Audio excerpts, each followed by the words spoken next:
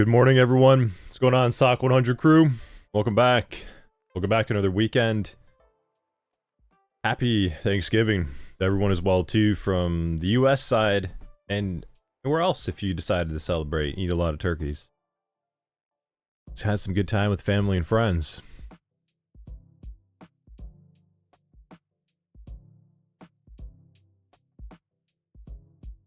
How's it going, everyone? Let's see. Decent crowd as well. Today was it was supposed to actually be like a holiday, like no stream going on this weekend. So we changed that to add in some more content. So let's see how the attendance is for today. But good to have everyone here. Double Sub, Trisha, TomTom, Zeno, Karina, Cybersec, Lind, KSJ. What else we got over here? Spartacus, Sayin, West, Joe and Abe as well too. So decent little morning start of the crew. Doug's here too. What's going on? Yeah, still in food coma. I still feel like I'm in a bit of a food coma myself. Extra coffee today, so hopefully I don't get too jittery on all of you.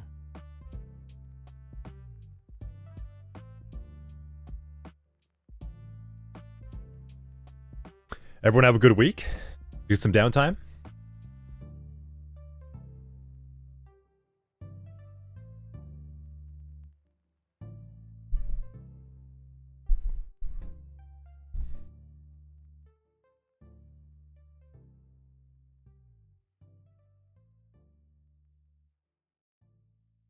Yeah. Work. Cool.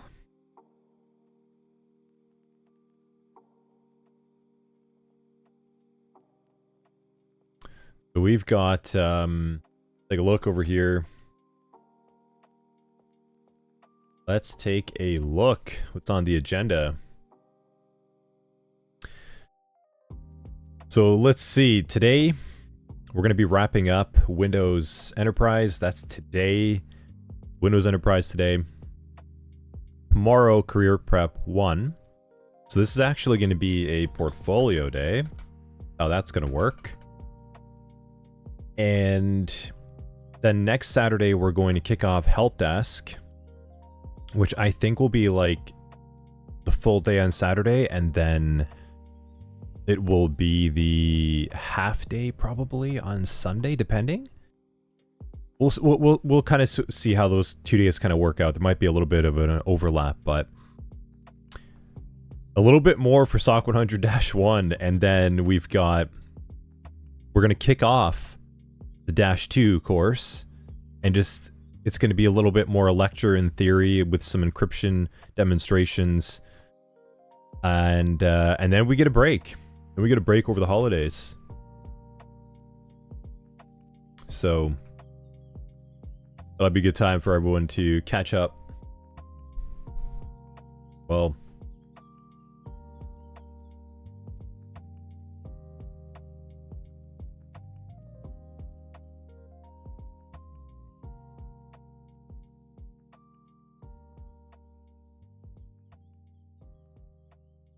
what's going on, Starlight?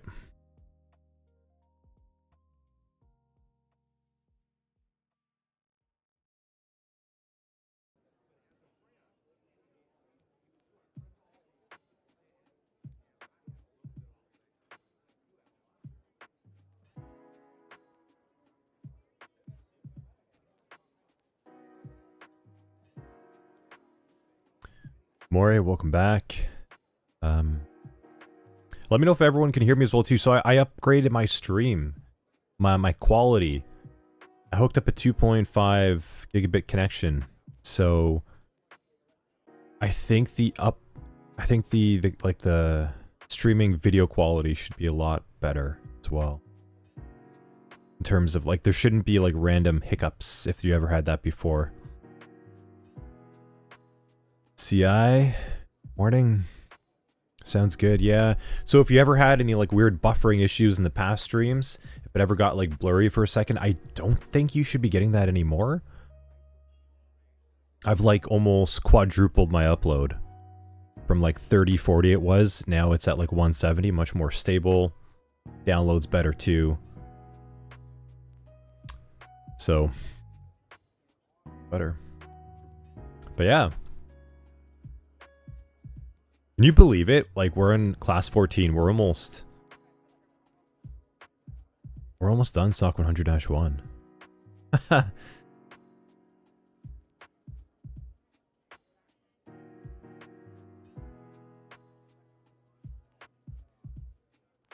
Let's see.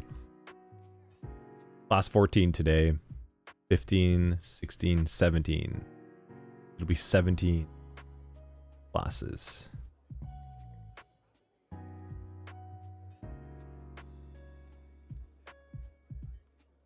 Never had buffering issues before, yeah. Has got blurry for you, garbage. Yeah, we'll see.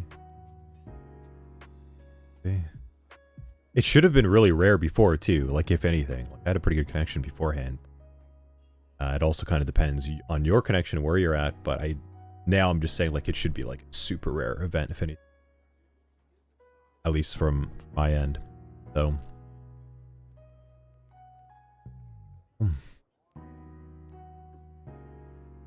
The end is in sight, everyone. We're almost at the end of SOC 100-1. How does it feel? So how does it feel? Like, I know there's quite a few of you in chat that have been here like since day one, since class 1. How does it feel to know like how much ground you've covered so far?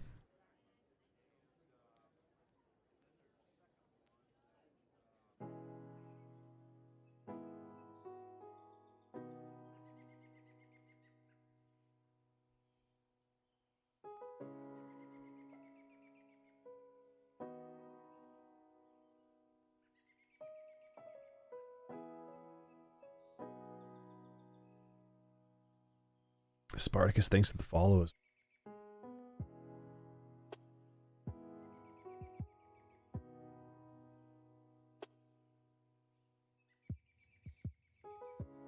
Fitau kills a SOC analyst already, yeah.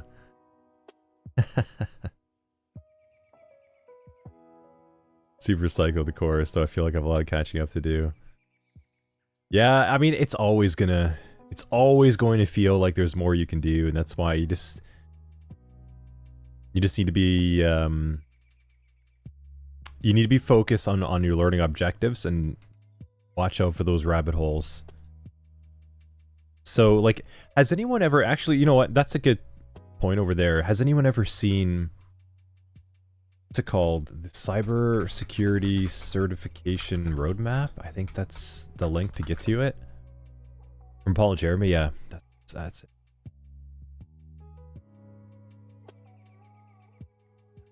Yeah, it's gonna be okay.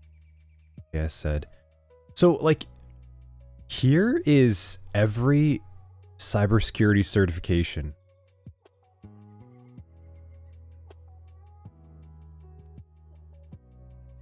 There isn't one person who has them all, by the way. And you can see that they're very clearly different paths. So, like, security operations over here on the right-hand side kind of goes from, like, exploitation. Let me zoom in actually a little bit.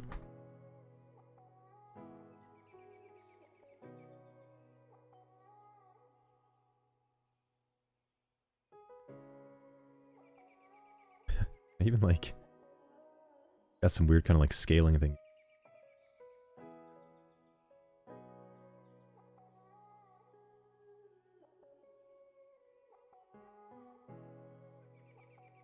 Open image in new tab. Here we go.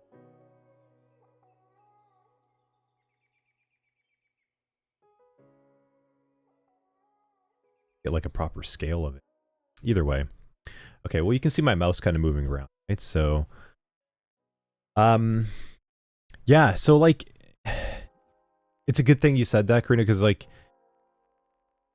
I also wanted to highlight something. As soon as you said that, it made me remember this cybersecurity certification roadmap, because I remember when I started back in 2015, I remember just being like overwhelmed with what I had to learn. I felt like I was in super constant catch-up mode all the time, and it's like whenever I came across a new term or definition I hadn't seen before, I'm like, I have to know that. Like, why didn't I know? I'm so behind. Like, I didn't know that. Or like, some way of like using a tool or sifting through the registry or just like anything, you kind of get this like immediate self-doubt of like, oh man, that's another thing I need to know. It's another thing I need to learn. Oh, there's that Linux command.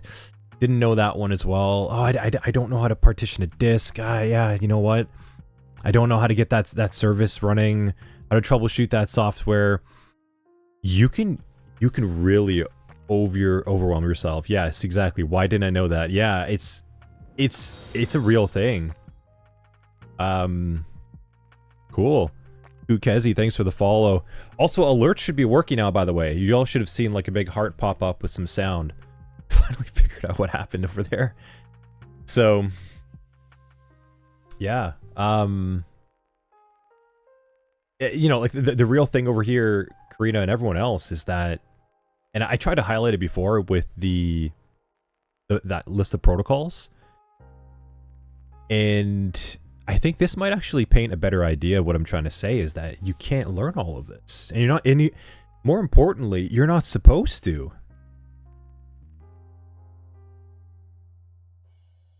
Yeah, like Doug's saying, doesn't know if it covers, but it doesn't talk about subspecialties. Yeah, it doesn't talk about getting too deep in the weeds.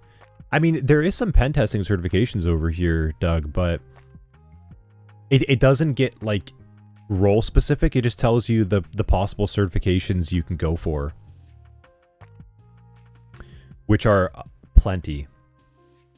Kukezi, whatever I'm looking at.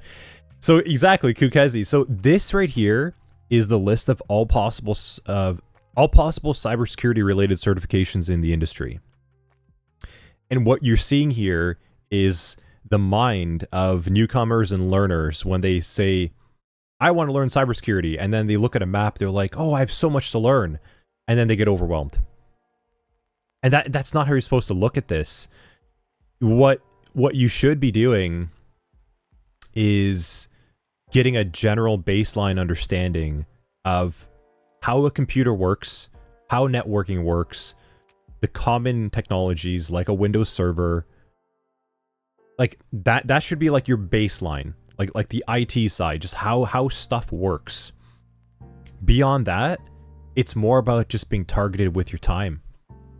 For example, you can see like I could go all the way up this route of pen testing certifications over here on the right hand side.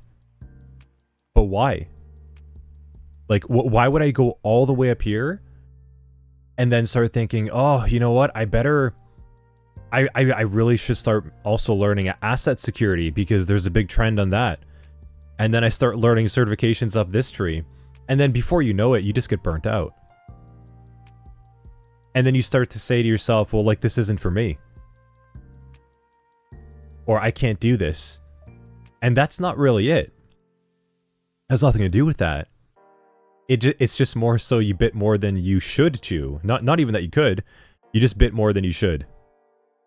And realistically, this map over here is also a means to show people that the average cybersecurity professional maybe has like a couple certs at most. There's a good portion that don't even have certifications. You just need to kind of find what you're looking for, what you want to specialize in, and go towards that route. Starlight, so what certifications would be helpful to have if you want to do red team? Well, you see, like, that's even a bit of a loaded question too. Like, do you want to test, do you want to do network security? Do you want to do web applications? Do you want to do mobile? Do you want to do industrial control systems like power plants? Do you want to do embedded systems? Do you want to do physical security? So, like, depending on what you choose there is going to also determine what you want to do. So like, that's what I'm saying. Like, you can't just be like, I'm going to learn red team, or I'm going to learn cyber defense, or I'm going to learn GRC. Like, even then, that's too high level. So it's important to, like I said, the first step is the baseline knowledge, the IT stuff, like how things work. And then you can start thinking about where you want to go with certifications and such. And at that point, it's more about investigating what type of domain and area and job really interests you. And then start there. That'll change how you study this stuff quite a bit. Yeah. Ukezi, would you say certifications are better for real-world experience or CTFs? So they both have a time and place.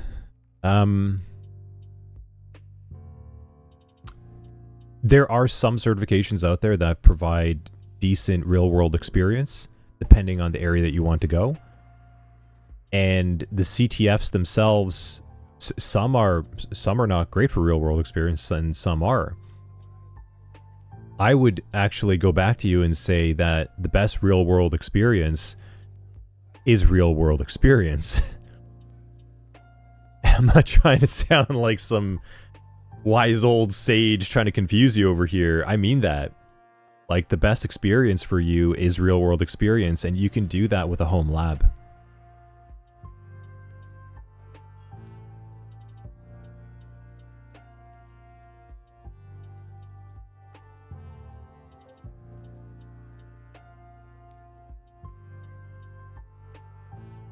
Abe saying, if I may mention, Sans comes up with a list of 20 titles, the coolest careers in cyber. Yeah, go ahead, Abe. Share it here. Take a look at it in the stream. You should be able to drop the link too, because I'm pretty sure I added you as VIP. Yep.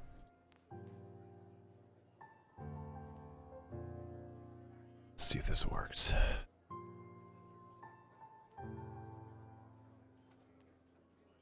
Didn't really work at all. Huh. Assets a content stack. Something didn't work with that link.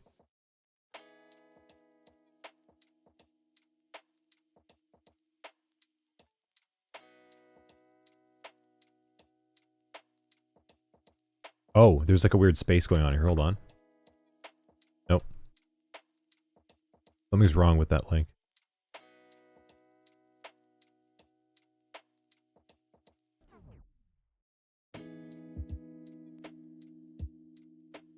What's it called? Sans? I'm just gonna Google it.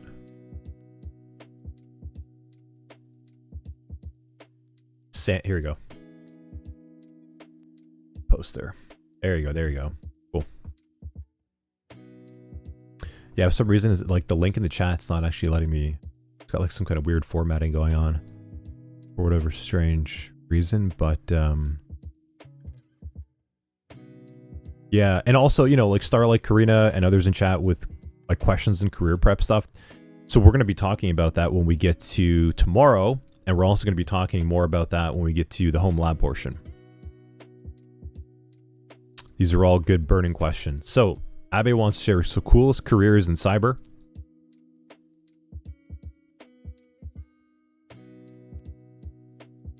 Number 1. Threat Hunter, Red Teamer, Digital Forensics, Purple Teamer. And then the recommended courses to take. You see, and like the thing is, these are the coolest things. They're also the lowest amount of the jobs out there.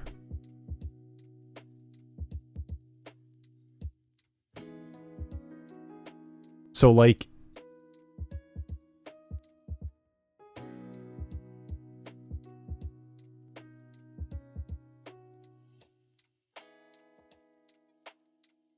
Blue Teamer, the 7th coolest career. That's the most populated job.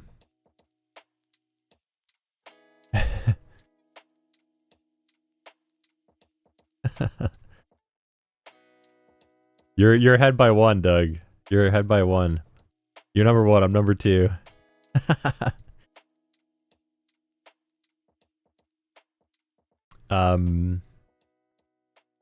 Blue Teamer's number 7, Security Architect. Number 8, the Cyber Defense Incident Responder. Watch, like, is GRC even on this list? Oh, man.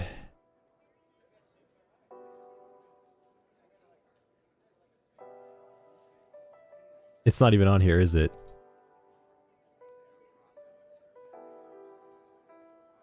It's not. Sans says in no particular order. Yeah, right. Then why is there a ranking? Karita saying... Yeah. Alright, so... First of all, these are roles. These aren't jobs, by the way. These are roles. Just to be 100% aware of what that means. Like, there is no such thing as a job of Purple Teamer. Here. Purple Team job.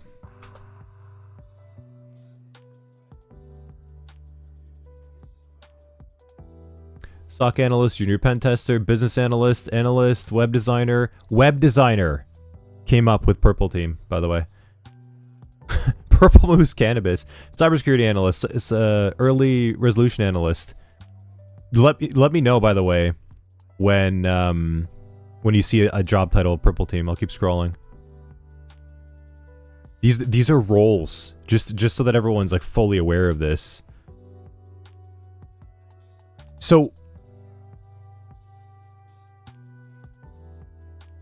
yeah, I think you need to be a little careful. And this is like my gripe that I have with some of the marketing and messaging when it comes to cybersecurity, because like, how confusing is that? If a newcomer sees this poster and is like, oh my god, like Purple Teamer, that sounds pretty cool. I want to go find that job. Well, you're not going to find that job. Just like malware analyst. This we talked about before. So see, I was saying there is malware analyst. Yeah, but that's not a job. It's a role. It's one of the things that you do in a job. So you guys want to see what the actual jobs are? NIST NICE Cybersecurity Workforce Framework.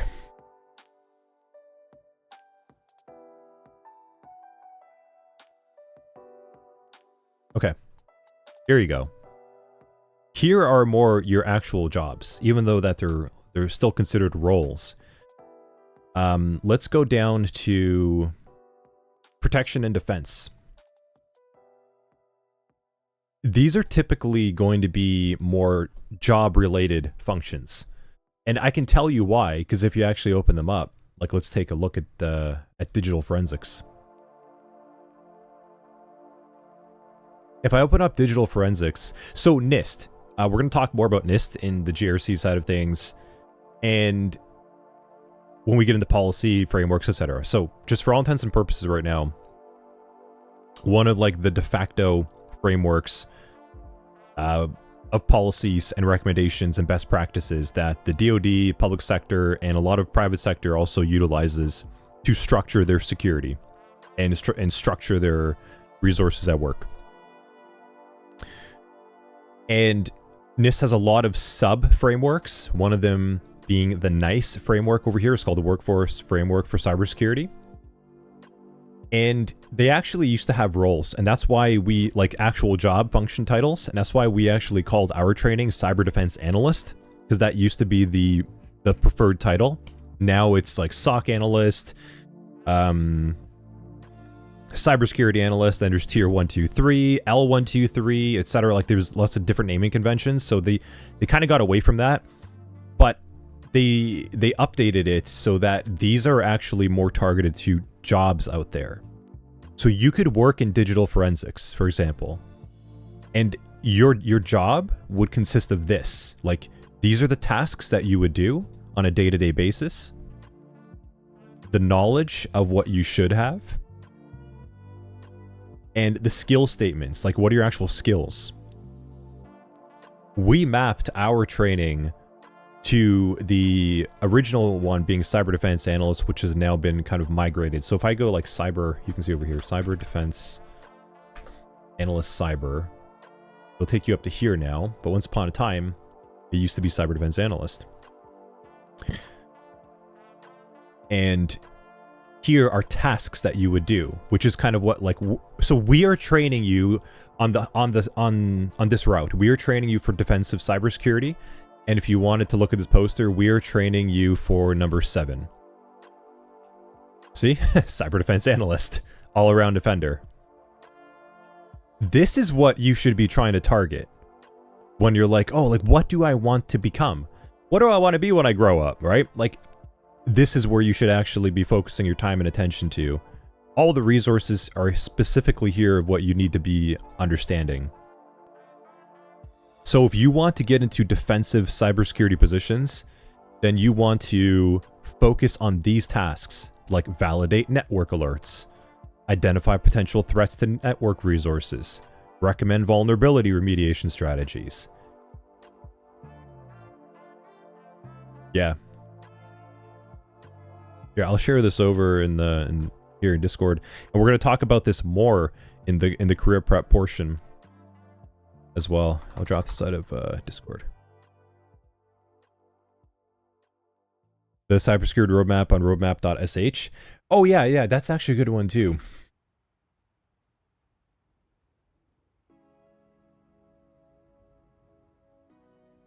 This one's pretty decent. Yeah. This one actually is a little bit more like chronological. I like the roadmap.sh ones as well too.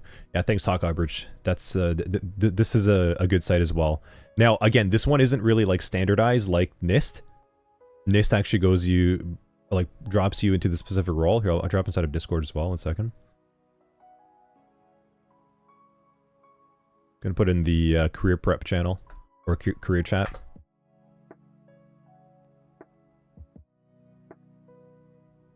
But yeah, like as you can see, even here, fundamental IT skills, that's where you start. Right there, boom. You start on this. And they have a nice little breakdown of what it is. But then you kind of choose, right? So like you go into fundamental IT skills, which is all the stuff that we're actually teaching you for a good portion. There's operating systems and such, networking knowledge. It kind of like it gets deeper and deeper. And actually, if you look at this list, there's a good stuff that we've already covered here, like IP config, ping, dig, netstat, nmap, TCP dump. There's a bunch of stuff. Troubleshooting is going to be next module. Installing software. You've done a very good portion of this. And then security skills and knowledge. This is going to be the SOC 100-2, effectively. Yeah. Cool. Thanks to the follow, Leo.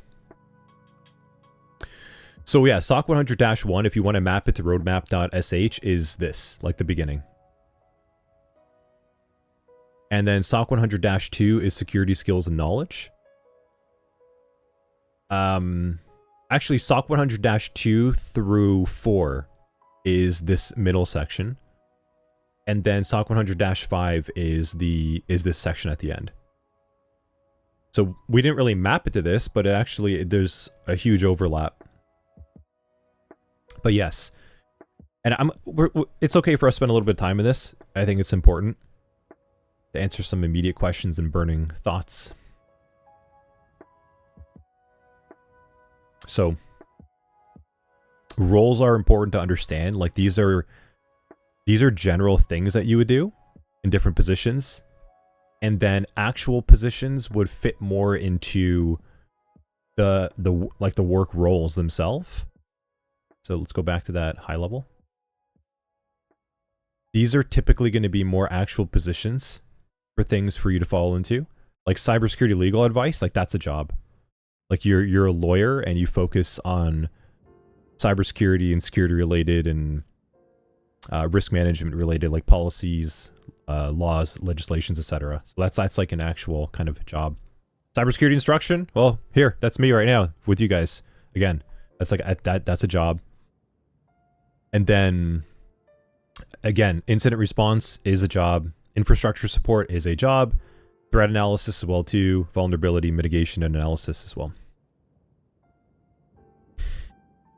Kukezi, so you graduated as a SOC analyst at least. What I learned, would you recommend me do next? Set up a home lab or something else? You graduated as a SOC analyst. You should be building a home lab. You should be trying to emulate and do that stuff on your own. You have plenty of education then.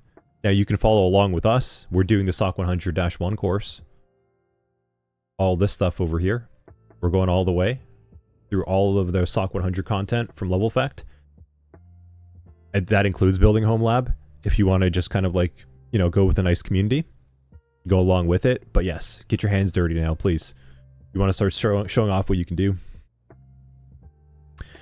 Abe saying, just curious for knowledge only, what's credibility roadmap.sh? It's just well known and well respected within the community. More like the Redditors and like software devs. It was actually much more like for software engineering. So if you go to like developer roadmaps up here at the top, you can kind of choose your own route. And as you can see, like it's mostly software engineering and software development. And cybersecurity and IT and stuff kind of got peppered in a little bit later, but it was primarily more so for like programming, like web development. I think actually was what started this. Correct me if I'm wrong. Some years back. Yeah, it's just well known, well regarded, and as you can see going through this, like we didn't look at this, but our SOC 100 content is pretty in line with this as well. And we built that off our experience and the NIST framework as well. CI saying, do students take CDCP again if they do live again, or do they choose? It's up to you, really. It's up to you, CI. The CDCP is up to you to complete when you'd like to and when you want to. It's an optional certification from us. Highly recommended to take, of course. Really test yourself. Cool. Good questions. Good questions. Yeah, so worth it. Okay. How we doing? 38 minutes in. Not bad. Let's kind of get a couple things started off with, and then we can all get ourselves a 4th or 5th cup of coffee. I will join you in cup number 5 to snap out of my food coma. So the SOC 100 CDA prep us mainly for defensive cybersecurity. Karina, it trains you. Yes, we focused on protection and defense, primarily defensive cybersecurity. But there's a good amount of overlap between these two roles as well, too. And threat analysis. I would say everything but infrastructure in this section is kind of what we've mapped SOC 100 to CDA.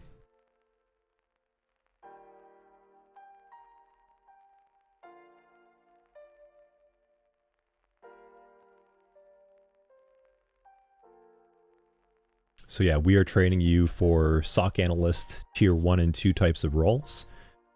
IT included, because SOC 100-1 is all IT. Like you could do help desk work after this to get into the field.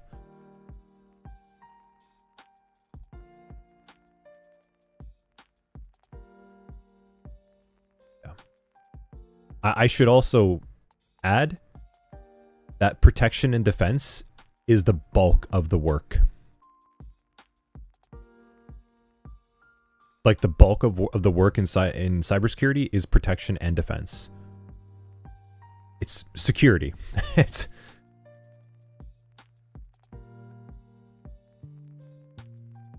and then the second bulk is probably in oversight and governance. As you can see, it's even like the most populated. But from like a job perspective, it's probably like the second, if not higher, in some countries as well. Oversight and governance. And then probably a cross between, like a tie between the others, I would say.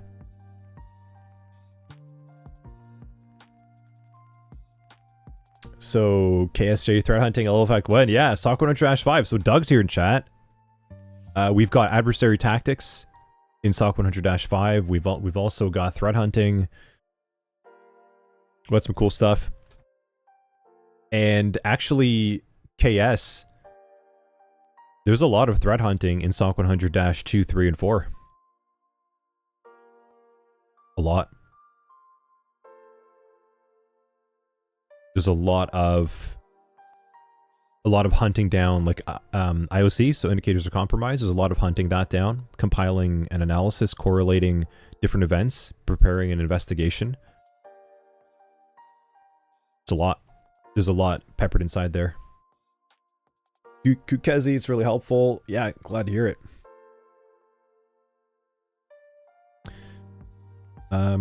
Hades, how's it going?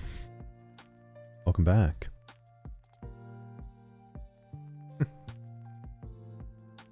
Doug might convince you to switch over to threat hunting. So, yeah, I still have to edit Doug's stream. I'm a little bit behind on that one because there was like some technical stuff, right? But I guess in the meantime, like if you want, you could head over to our channels and go over to the videos, scroll down.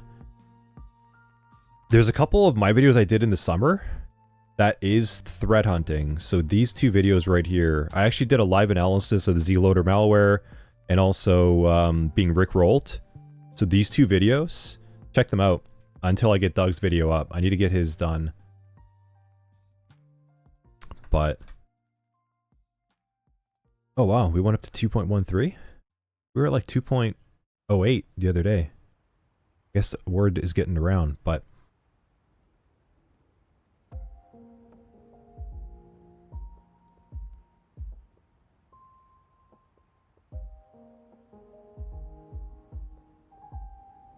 drop those inside of Discord for you all to go and check out.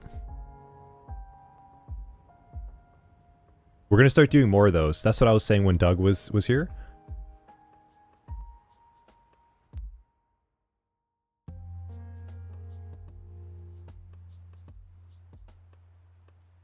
So for those of you more interested in that side, check them out. I just put inside of general.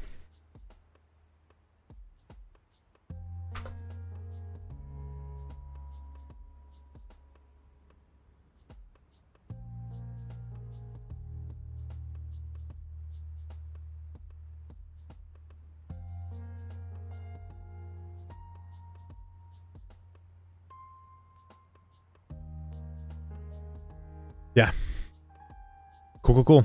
Okay. Let's go ahead and check the recording time stream. Yeah. Yeah, Doug's got some more stuff prepared for us as well too. So he does threat hunting, blue team, purple team, red team, and defending against APTs. Yeah. He's going to do some more cool stuff. So some more actual threat hunting exercises. And then look out in the new year. Doug and us, we've got some more things planned as well too.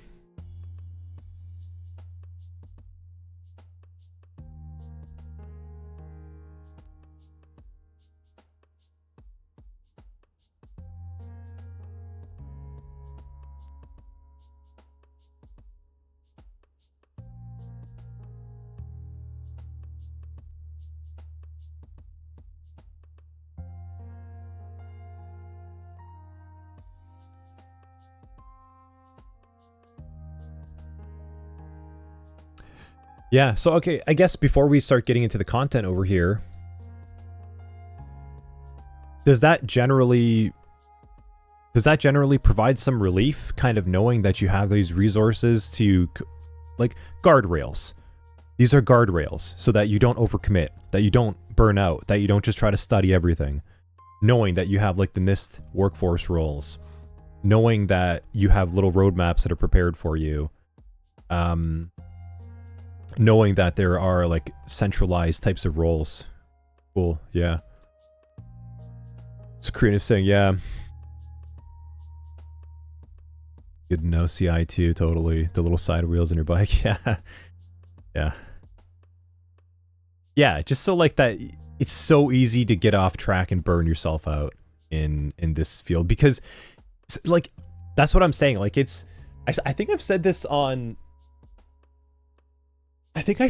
like one of the resume review streams,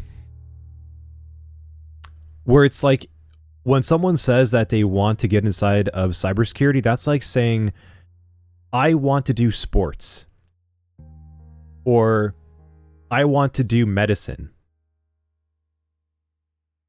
Like, it's really broad, and you can't do it all. That's why we have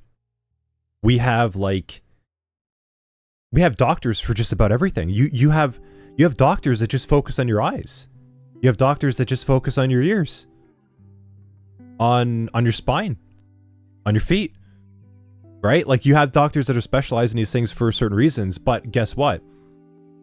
They all understand like the human general anatomy, right? That's like the base foundation.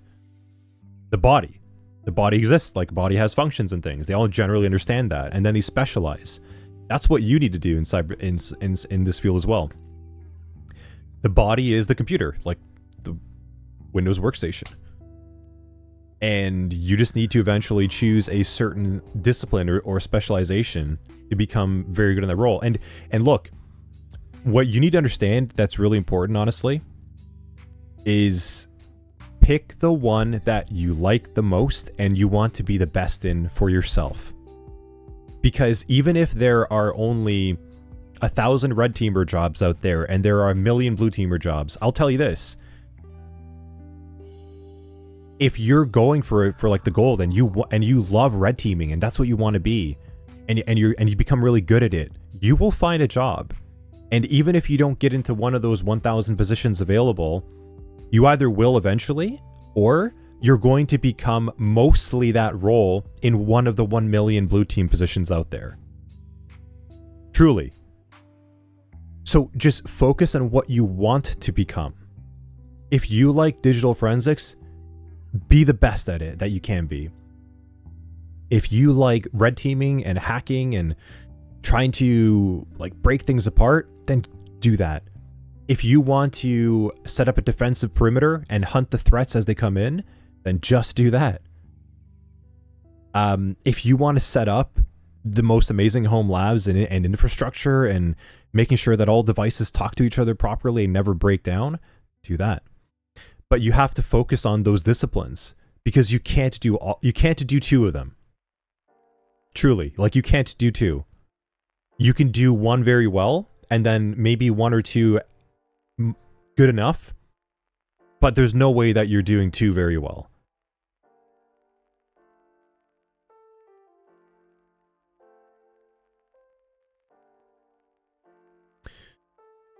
KS, yeah, you like everything. It's natural. Like, sure, you can like everything, but if you want to be employed, you want to work in this field, we need specialists.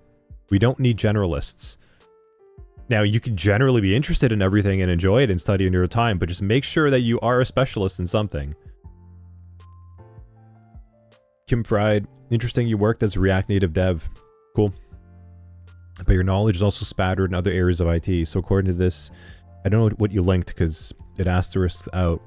You weren't fully qualified, and it's no wonder working alone, a legacy code upgrades burned me out. Yeah.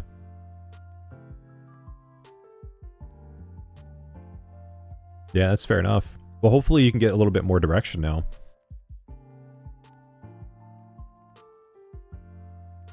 Cool.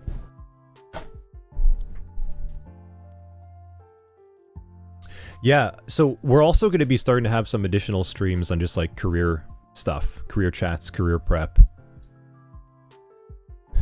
We're gonna get back to those. Like I said, if you go back to our YouTube, we were doing them in summer, and now with like SOC 100 kind of like going along. With the CDCP going out the door and stuff, and we're kind of getting into the rhythm things, we're going to go back to like this structure, how we actually just had like talks on things. And we're also going to continue the SOC 100 stream. So it'll be me doing it, Doug, the other instructors. I think Chris wants to do a couple. We'll get Greg and Rob and some others. And we're also going to get some more podcasts going on with alumni I actually have several alumni that want to hop on and start doing the podcast and just explaining about like where they're at. So that's also going to be some like good different pieces of content that I hope everyone can benefit from. We're going to have class content, we're going to have targeted talk content, and then like stories. So kind of 3 different pieces that can help you in the stuff that you're interested in.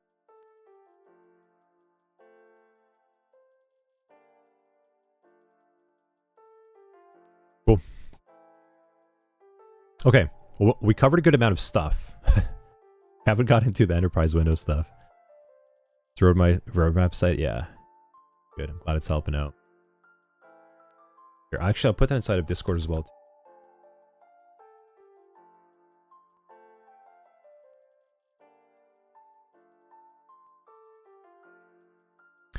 Okay, let's do this. 52 minutes in. Let's take a break, actually. And then when we come back, we are going to kick things off with the organizational units, OUs, group policy objects lab. We're going to dive right into this. Yeah, glad it was helpful, Karina. It's so important to talk more about that stuff. But we will come back to it. We will. Okay. Break time. Go get your coffees.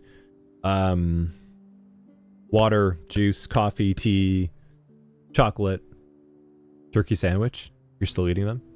Whatever it might be. Let's take a break, come back, recharge. Glad that could help Patricia as well too. And let's start diving into Windows Enterprise. So I'll be right back.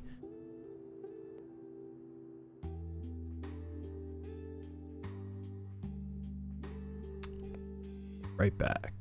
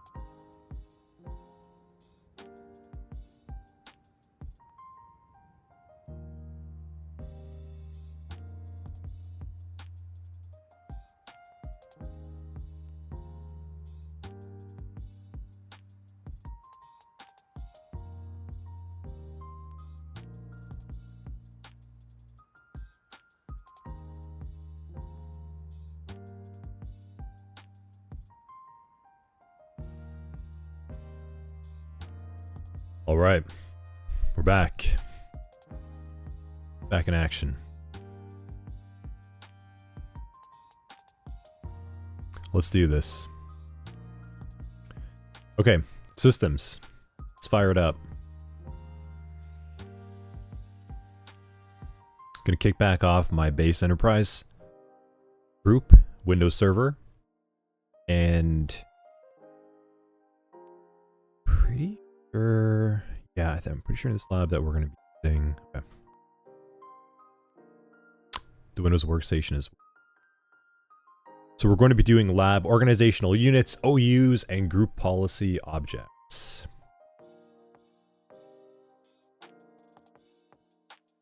So we talked a little bit about this in last week's stream, the Active Directory structure, and we're going to spend a little bit of time now learning some familiarity around organizational units and group policy objects. And we talked last week about us having a forest, a type of forest structure where we have our domain inside of it, and then we also introduced the OUs, the organizational units, which were sort of like buckets that exist within that domain. And those buckets are essentially like containers. It is a virtual container for us to store objects in. We've talked a lot. You keep hearing me reference that object, right? And let's kind of do this again. Let's say JavaScript. Easier way to think about it.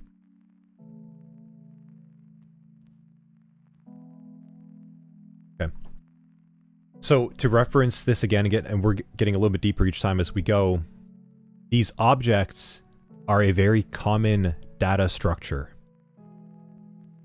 Okay. And as we can see here inside of this object, in this image, this is a data structure object of a person. So we're saying like a person. Imagine like a user object of data. And it has properties. Just like you and I have properties. So we're all people. And then we all have different names. That's a property of us being a person. We have last names, we have age, we have height, we have weight. Maybe we have a little bit more weight after Thanksgiving. Maybe we gained 5 pounds in the last 2 days. So these objects are a very common type of data structure that we see. And Active Directory uses these things called organizational units, these OUs that act as containers to store those objects inside. So let's connect back to our Windows server and let's take a look back at that again. Just as another like lens of familiarity. Also, let me know if everyone's back in chat too, by the way. Sorry.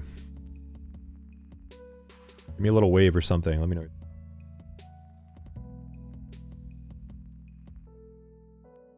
Unless you're all still getting coffee.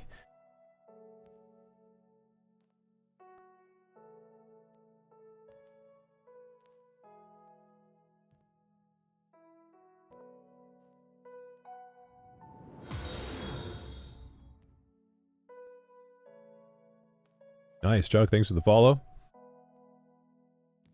Jug, can you please explain what we did so far in Active Directory? You just joined. So what we've done so far, we're going through the SOC 100-1 course from a level effect, and what we've done is we've configured a domain controller. We've also created some domain users and admins and groups, and we've enrolled a workstation into that domain. That's where we've gotten so far. Now we're going to actually learn how to work and configure these containers. So let's take a look. We're inside of our domain controller right now. We're going to open up Start. We're going to go to Active Directory. And remember, we have 2 services we can use here to interact with our Active Directory components. Tim Fried's saying, so it's like a wrapper for all kind of objects like users. Exactly. Perfect. Yep. Zeno, is there a way to download Windows Enterprise Val version still? Yep, yes, yeah. And we're going to show you steps inside the home lab module, but you can just go and download Windows Server Evaluation Copy. Download this, set it up in a VMware type of lab at home.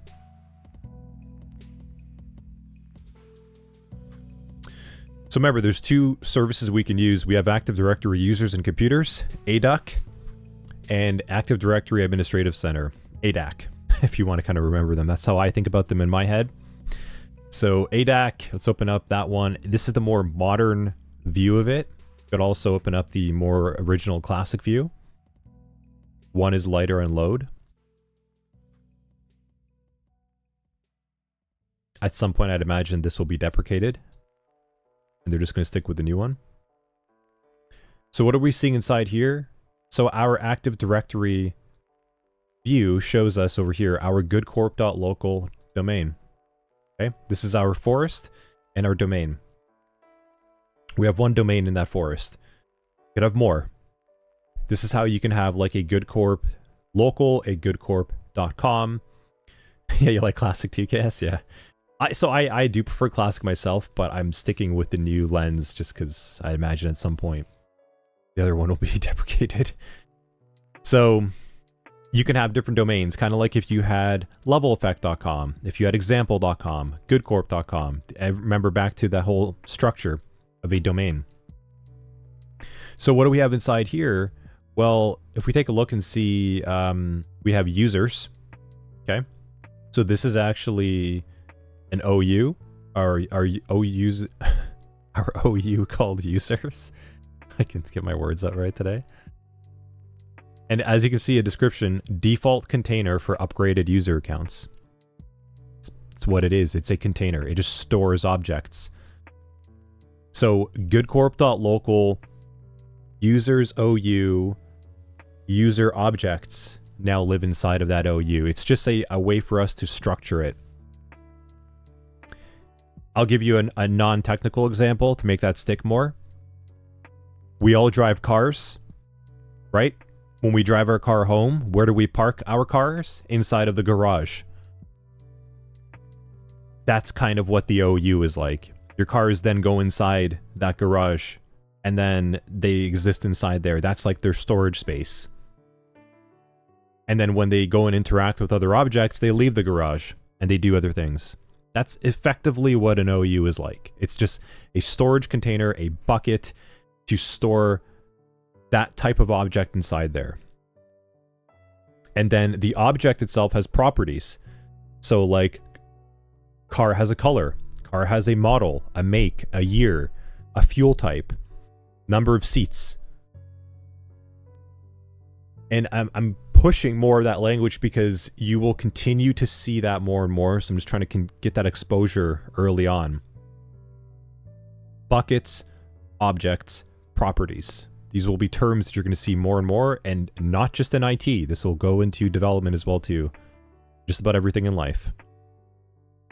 So it's a concept, and that's why we call them data structures. So inside of this OU, we can see these objects of users, and we made good user and good DA last week. So now we have good user as a user object inside of the user OU. So Active Directory is all well and good, but how do we maybe say that some users can do some things and some users can do other things? Like, how do we separate them, right? How do we get them to do different things and limit them and restrict them and give them roles? Maybe we want some of them to be a digital forensics analyst. Maybe we want some of them to be a malware analyst. Maybe we want some of them to do different things. And for that, we would use something called group policy. So, policies.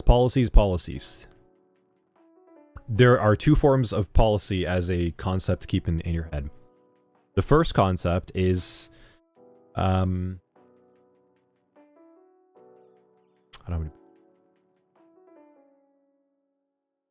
sure. Paper policy. Okay, some paper. that's a policy maybe that you have to be aware of and understand that you can read, like documentation. Okay? Like what you can and cannot do.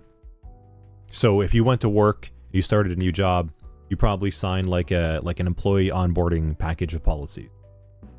You probably then also signed like social media statements and acceptable use. Health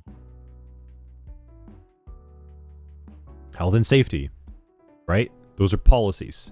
NDAs, non-disclosure agreements, yeah. Those are policies to restrict a person or a user to do certain things within the context and confines of their given role in life. So that's like, at a high level, that's a human layer thing, a policy. Computers are exactly the same. They also have policies. So if I go and type in like poly over here, you're going to see that there are actually two things that pop up. There's a local security policy, and then there is group policy management. There's really only two forms of it. Local security policies are just what the computer knows to follow, and you tell it. Like you program it. So let's take a look at this. If I open this up, let that load. The local security policy is just a list of policies that this computer must follow. So if I go inside here and I look at like security options, well, there's guest accounts that we can structure, the administrator account, whether you undock it if it without having to log on, you name it. There are many built-in default policies that you can just configure your computer with to follow. Auditing, so like auditing logon events, right? Remember last week we talked about the concept of AAA. So let's go cybersecurity.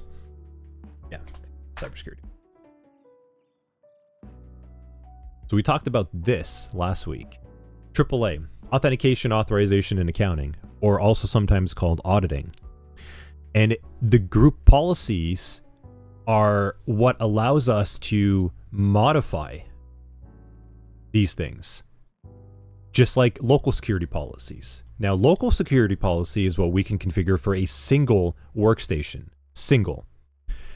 Group policy, it's the exact same set of policies, but something that we can apply to all workstations, or all users, or all groups, or certain ones of them that we can select to modify these three things. So we can change how the authentication works, like the password structure. We can change the authorization structure of what we're allowed to access, like a network share. And we can change the accounting or auditing by policies of what are we logging? Are we logging PowerShell? Are we logging logon events? Are we logging like logon failures? That is what policies do. They allow us to modify these three things. These three things, as this structure of AAA, is the fundamental backbone of all things cybersecurity and IT. It starts here. And this is why we say that good security starts with good system administration. You get these three things right, 95%, if not more, of your issues will be solved. They'll be prevented. Afterwards, you're just going to be dealing with patches, like you just have to update and patch. Unknown like vulnerabilities that have never existed before. KS sayings, do we have labs to set these policies up in the section? Yes, we do. We're going to be doing that. Jug Pro, within group policies for the first day, you can choose whether to use LDAP or Kerberos. You're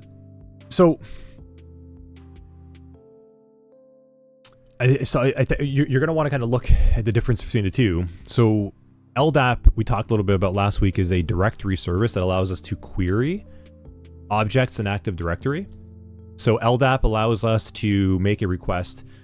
So like LDAP query structure, take a look at that so you can get to see.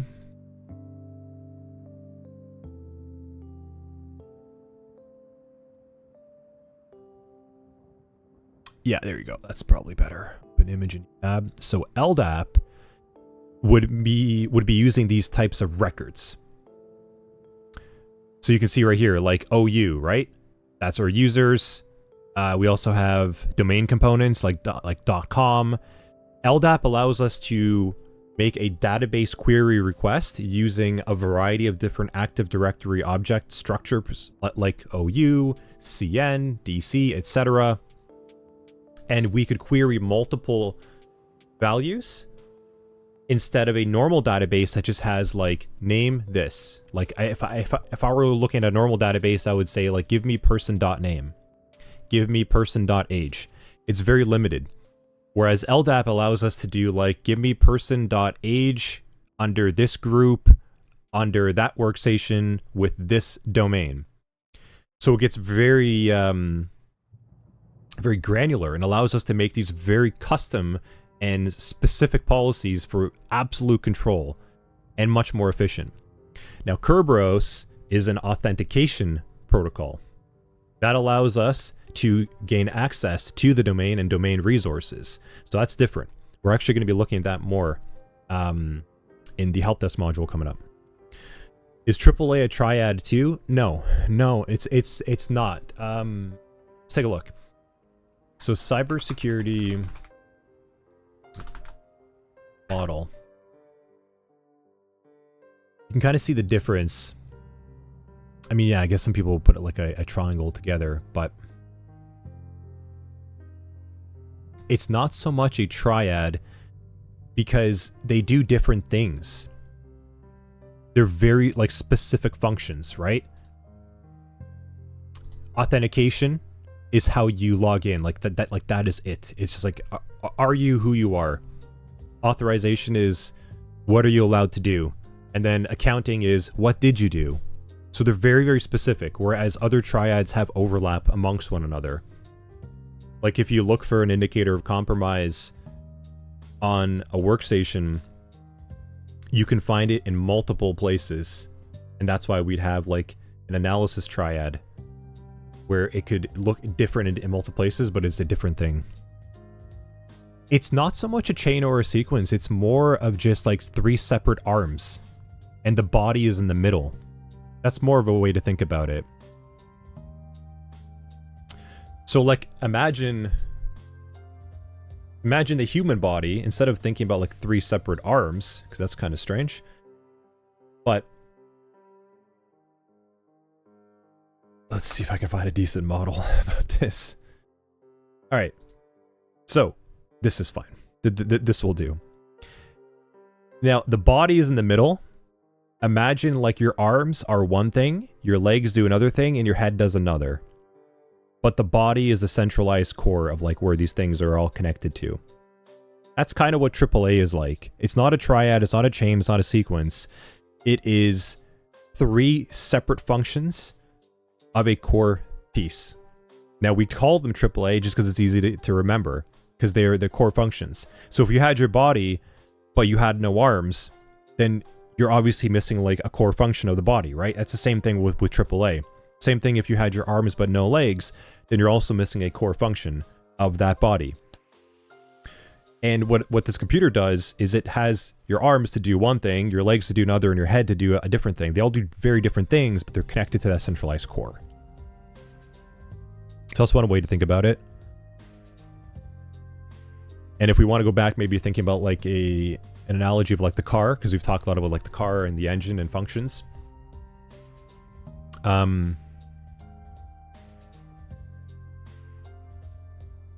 When you get inside your car,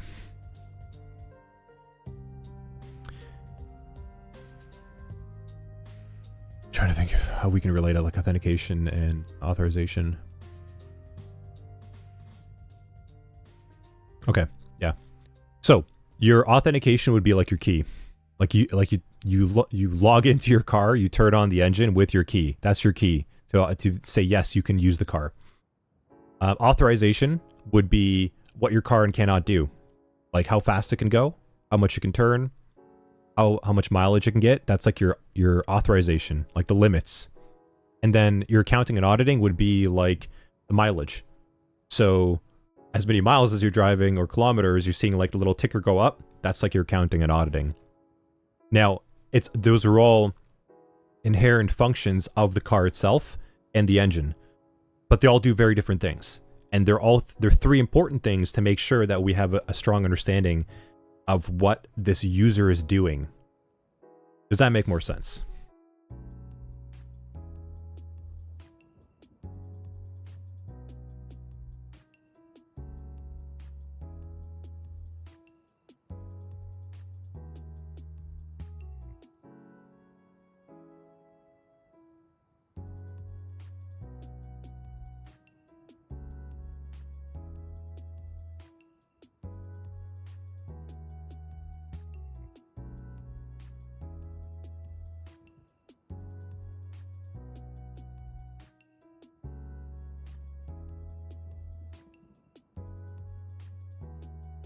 Okay, good. Good. Yeah, nice. Good. Those are important concepts to understand. Obviously, you're going to get more and more refreshed about them as you go, but they are important to understand. So, now, the group policy, like I said, is the ability to change the constraints. Like, what is good user allowed to do? And I'll demonstrate that. If I were to open up Remote Desktop Protocol, an RDP connection, and I want to connect to my workstation that I've enrolled over here, so like a Windows workstation, or this one over here in the bottom, 10.1.112.160. So if I want to connect to that, and if I use my good user account, connect,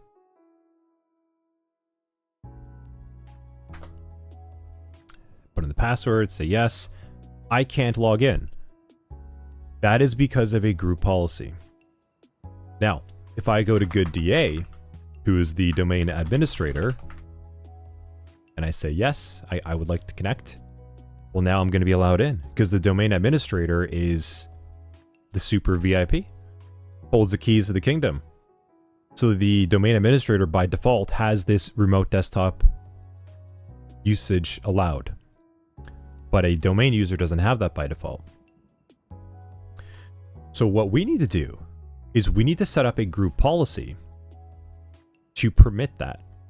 That's what Active Directory allows us to do. The DA is a Twitch sub, yeah. The domain administrator has subscribed to Twitch, that's right. So, let's go ahead and do just that. So I've got my Windows workstation and my domain controller spun up.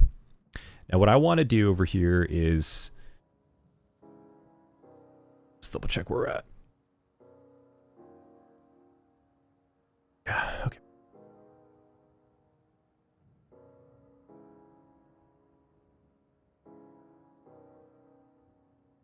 Cool. Okay. So we're going to actually open up the editor.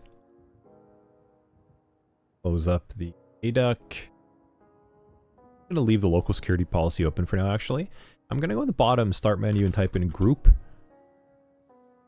And I want to go to group policy management.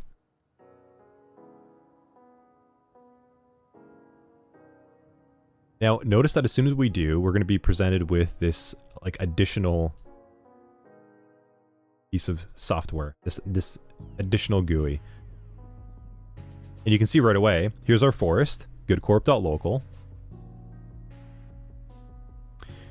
And we have our domains. And we have over here our default domain policy. So this is the starter default set of policies that every workstation and every user must adhere to and obey. And when you click on this, it's going to give you a lot of little warnings. It's going to say you have selected a link, or sorry, you have selected a link to a group policy object that is a default domain policy. So now a GPO is what they're called. A group policy object is this. It is another object that has all of the possible properties that we can change and enforce. So like, so it would be like GPO dot user lockout or GPO dot password complexity requirements. So again, properties. And now the domain controller looks at what GPOs exist on the domain and which ones should it apply to who, and then it just enforces it. That's why it's called the domain controller. So, gives you a little healthy warning here. It says, changes you make here are global. Okay? I'm just going to say do not show this again because I don't worry too much about that. But this is the default domain policy that everyone must obey to. Now, if I right-click this, and if I were to say, like, edit, you can now see a very similar set of policies, like the local security policy kind of view that we had over here. Kind of looks the same, like our local policies, but we're in a domain now. So we can enforce this to do whatever we'd like. There are Windows settings inside here. Security settings, for example. Account policies, like password policy, Kerberos policy. Here's where, if you're a sysadmin, if you're on the domain controller, you can now go and change all of this information. So, question up there above. So within group policies for the first A, you can choose whether to use LDAP or Kerberos. So going back up to Jug's comment over there, we can now go inside using LDAP queries to query the Active Directory structure to change these policies. That's how that'll work. So I can make, so under the hood, what's happening right now are LDAP queries with all those little structures that we saw. And we don't have to worry about them because we have a nice GUI-based view to edit it. Now, we could do all the same in PowerShell, mind you. Totally could. But again, I'm not going to get... I have the commands inside the labs, but I don't want to get too into the weeds of the PowerShell side of things because that could get a little complicated if you make a mistake. So I want you to stick with the GUI for now until you're comfortable. You could go off script if you'd like. So, in here, for example, I could change like my Kerberos authentication. So maximum lifetime for user ticket. Maybe I want users to have to authenticate every 30 minutes for like maximum security, right? Maybe you could bump that up to every 1 minute, but then your network would explode. So there's a bit of a give and take. We could also change like our password policy. So if you're ever at work and then you got a prompt saying your password has expired, well, this is why. You had a sysadmin sitting on their domain controller. You had KSJ. You had KS sitting on his domain controller, changing the group policy for the entire company, being like, you know what? Let's change the password policy and say that the minimum password length is actually like 20 characters. Maximum password age? Let's change it to like 15. Maybe let's make it so 24 passwords remembered. Let's make it so that the password is going to change every single day. It's going to remember all your passwords. Every single day you have to update your password. Obviously exaggerated, but what I'm trying to show over here is this is what you would do, is you would go inside here and you would change these policies for the entire company. That's how you manage a company, is through these policies. And this is why I was saying if you get these right, this is where security starts. Security doesn't start in SOC 100-2. It starts in SOC 100-1, and it starts here. It starts here by putting in good, strong group policies and segmenting and separating users into groups and different roles. CI, so we went to the start menu button, we typed in group, and we opened up, typed in group policy, and we went into group policy management. And from inside there, we found the default domain policy, and you could just go, whoops, you can right click that and click on edit. And now it brings us into the actual view of the policy itself. And here we can now change everything. And all I'm doing is just kind of expanding these little drop down. So let's go and use this. Let's go and create a new policy. Okay.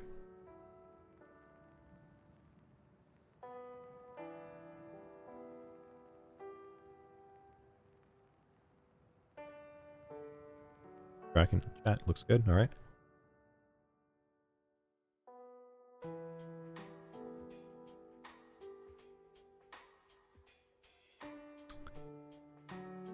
Close this up, and I'm going to go inside of my Active Directory Administrative Center. And what I want to do is I want to create a new group inside of users. Go to new, and let's call this group. And I want to call this RDP users, for the hell of it. Call this whatever you like, but I want to call this RDP users inside of my Good Corp domain. Now, let's go inside, and I want to actually go in and I want to add a certain group policy to allow anyone inside this group to get remote desktop access. Are there instances where you would be creating all these policies from scratch, or would it be more so editing existing policies? So if you were, yeah, so Tom, I mean, that's a fair question. If you were a brand new company and you had no IT team or anything, and you were responsible, then you would be building all of this. Otherwise, if you joined a company as like a junior help desk, right? Help desk 1 or 2, and you became a sysadmin or whatever, typically your company's going to have a bunch of policies already set up for you, and you just have to maintain it and modify it. Now, as you get more experienced, you will do bigger projects. Like if you had to migrate an entire company to a brand new server, like their server was dying, it was like a 2016 or something server and they have to update it, you would have to do like a big migration and copy everything over and then verify it all works. Much more advanced. Jug saying security group is a group that manages other GPOs. No. So, a group policy object in itself is, it contains a bunch of properties inside of it. So this view, sorry, close that up. If I right click and edit the default domain policy, then inside of that GPO are a bunch of properties that I can change around to what I want. So like security settings, for example, by default, if I change my password policy, then everyone under this GPO, which is the default domain policy, so all user workstations get applied this policy by default. By default. That means every user, every workstation would have to adhere to these standards. It doesn't matter what your user account is or your group.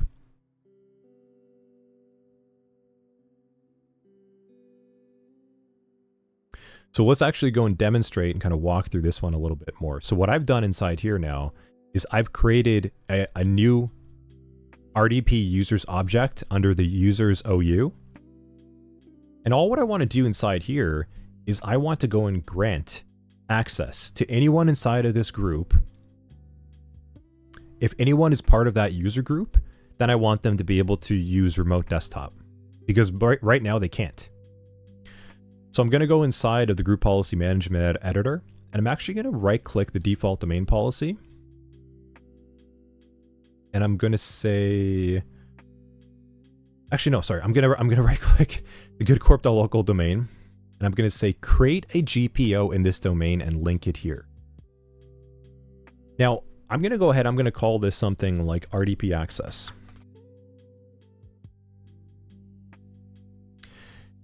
Now, notice that as soon as I did that, it created a new GPO. So here's the default domain policy, but now I have RDP access underneath it. The reason why I've done this is, one, I want you all to get practice of creating new GPOs and then creating new policies, and we're going to make a bunch throughout this module. And also, it's typically not the best practice, typically I should say, to go and change your default domain policy, because once you do that, everyone gets applied to it. And a good thing about IT and security is creating purposeful and purpose-driven things. So you go with GPO, but how does it differ from a security group? The GPO sets what that group can do.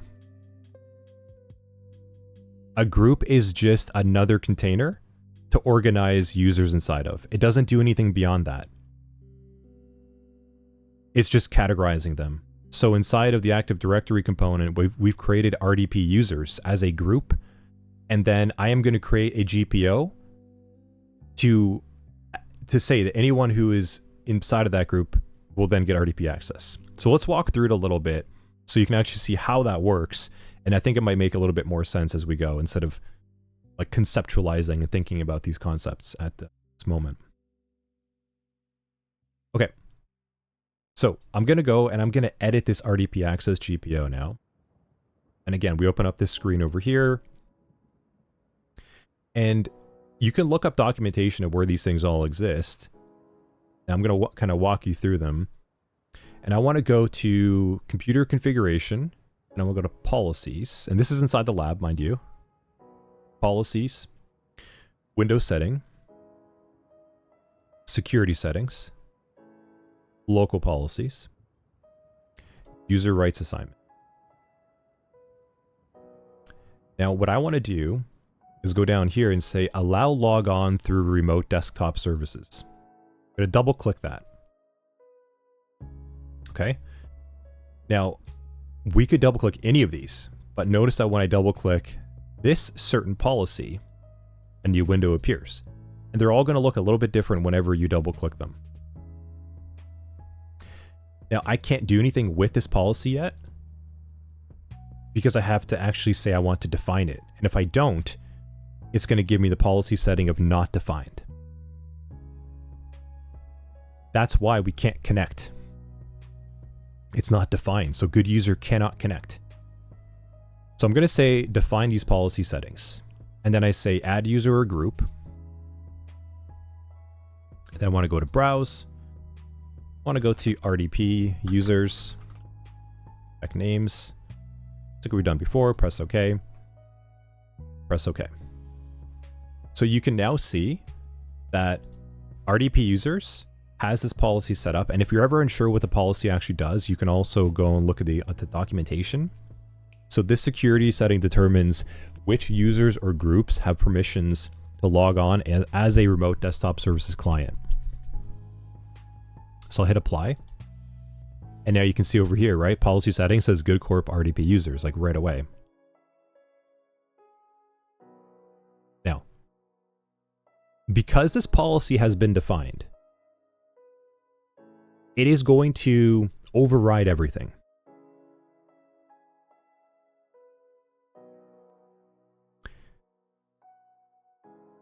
Because I have now said that RDP users is the only group that can do RDP access through this GPO, it's actually going to cut off everyone else because I haven't been explicit anymore.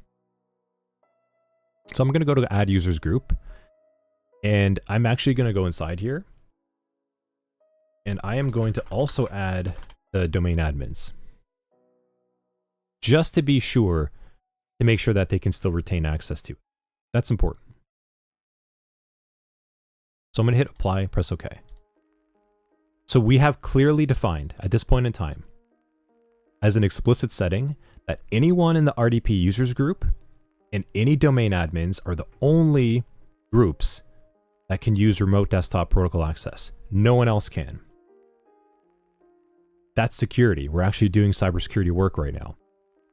Even though this is IT, this is still technically security. Now, we have to do a little bit more editing inside of this GPO. So I want to go to computer configuration, Windows settings, still in security settings. I want to go to restricted groups.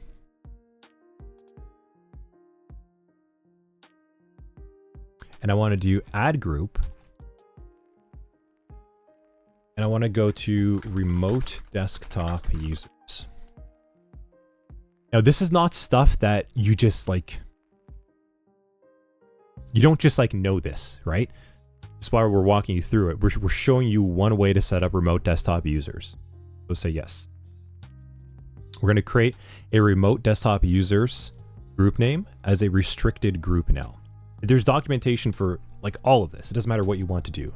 So don't overwhelm yourself being like, I would never figure that out. We're expediting the process instead of you looking up the documentation. It's kind of like showing you how to do it.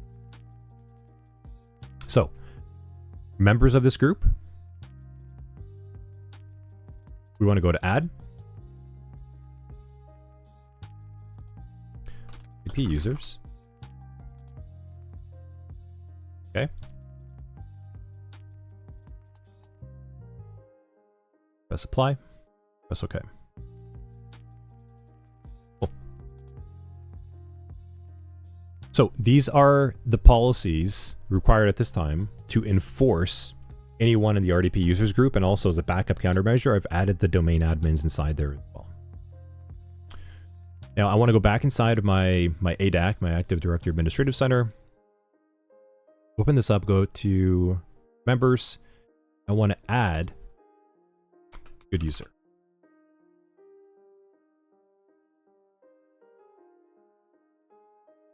So at this point in time, we now have good user to allow RDP access. So there's one last thing that we need to do now. We can close this editor. We now have RDP access that's been set up. So this is a separate GPO now.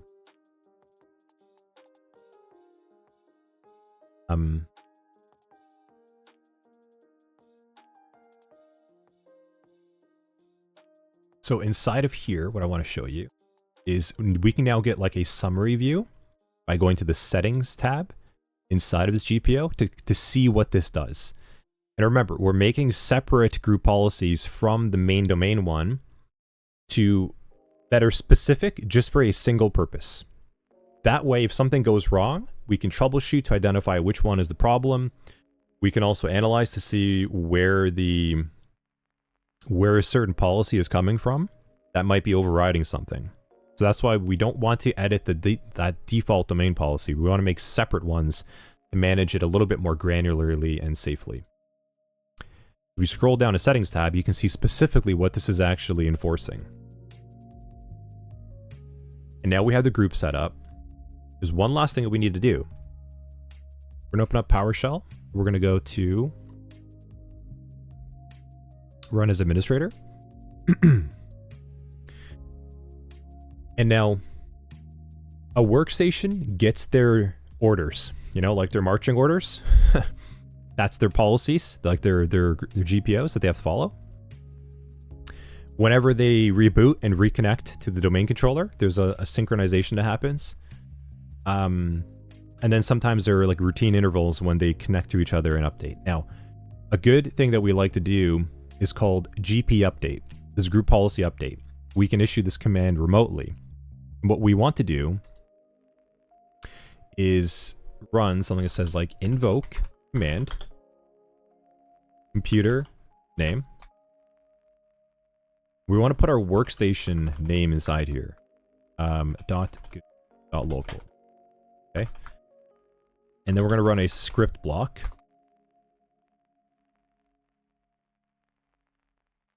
This says GPUpdate/force. I'm going to force the group policy to be updated on that workstation right now.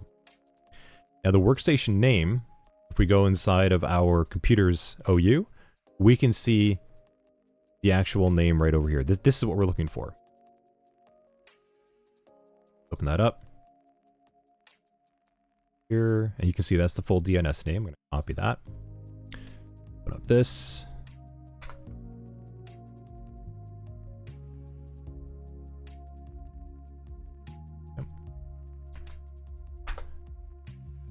Run a GPUpdate system.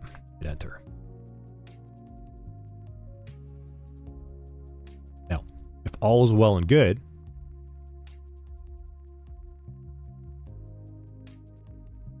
we should be able to connect.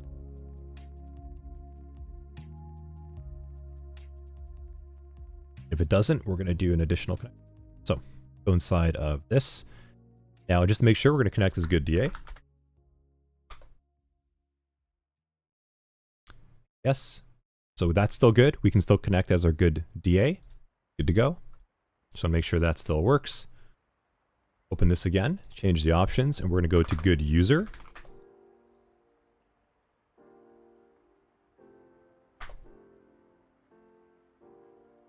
Yes. There we go. Now, and see how it says please wait for the profile? That took a little bit longer than the good DA. And now you see it says personalized settings, setting up. Because this is the first time the user's actually connected to the workstation. So if I go inside here now and see how it's like loading all like the properties. I open up the file explorer and I go to this PC. Users. We now see good user has an actual profile here. Tom's saying, is the hierarchy that the computer first checks the default group policy? Correct. Yes, it checks the default group policy. Let me actually show you that.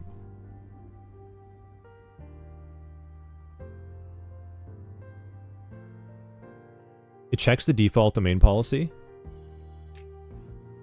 And it has all of these things that are defined.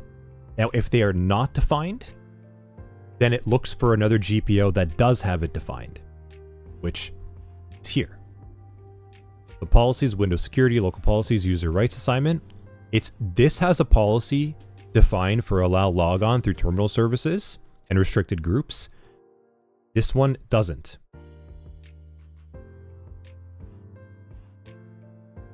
So I'm going to open this up and I'll kind of show you them side by side.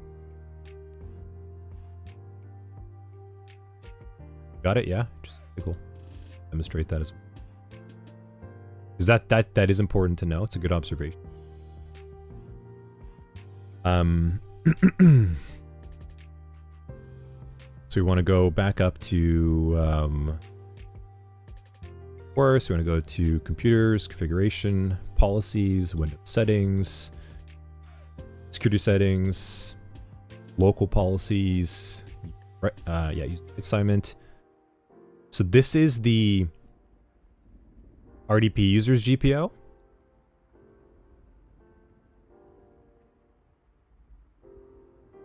Assignment. And this is the default domain policy. Not defined. So it doesn't know what to do. Like it's just going to skip right through that.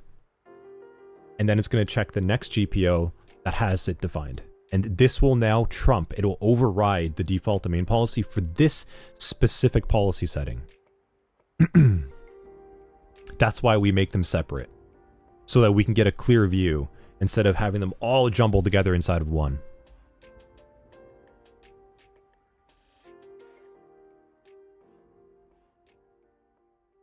And yes, saying leave the default domain policy alone if you can. So now at this point, we have been able to enforce a security policy. And we're going to learn more about that later with like confidentiality.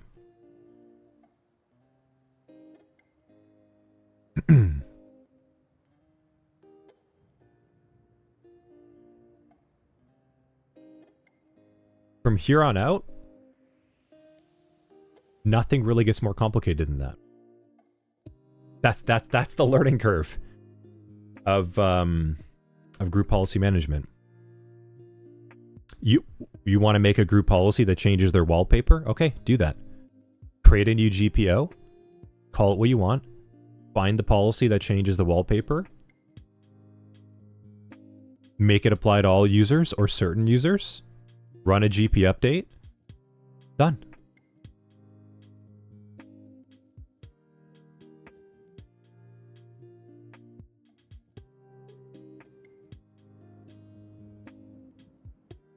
That's it. Now check this out. So I'm inside of my good user workstation view.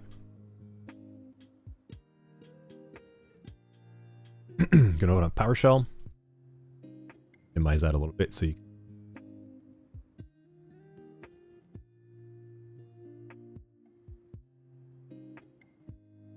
So this is the good user view. So if I say like, who am I? I am now good user logged inside of this workstation. If I try to right click this, and if I try to say run as administrator, I can't do it. So now we've created control. Good user. Can't do it. Welcome everyone. You are now a sysadmin. I'm not even kidding. So after these 4 labs, you have now created, you've configured a domain controller, you've enrolled a workstation, you've created users and groups, you've set up a group policy now to ensure that the regular domain user can log in, but they can't do anything else. You've now provided a small company network. If this was like a couple people, you could just do this for like 5 users and be good to go. And then you're the sysadmin for them. So congratulations, everyone. You are now effectively system administrators at this point in time.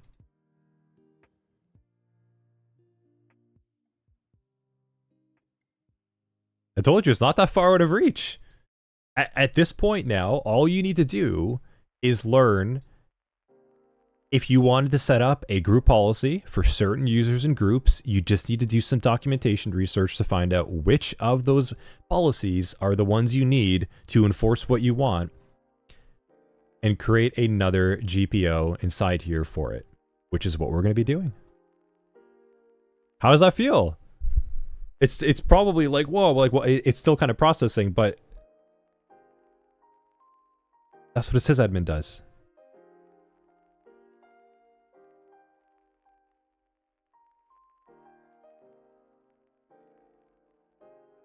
How does that feel?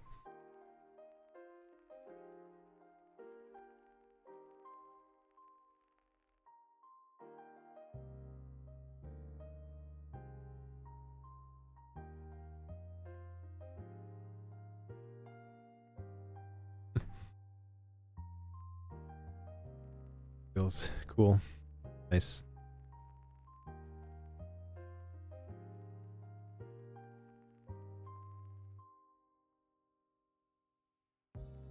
Oh. Now, obviously you have to do it. Like, you have to go through the lab yourself and like physically do the motions, but watching me go through it, right? Like, it's not that crazy complicated. But this is what jobs are asking for you to be able to do.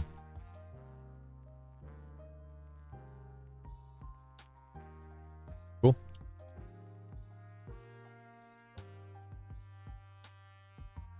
So that's the end of the OU's groups and group policy objects. That's an introduction to it. Now what we want to do in the next lab, we're going to take a break here. We're going to come back. A quick break. Karina's saying, yes, that's less crazy complicated. Yeah, right? It's that's what I was trying to say, is that like this is why Windows Server is so widely used and why it took such crazy fast adoption over everything. Is it's not that complicated. Like you just need to be shown what to do and have someone kind of walk you through it. You take some training, you take some documentation research, and you just stay consistent. But the software itself is really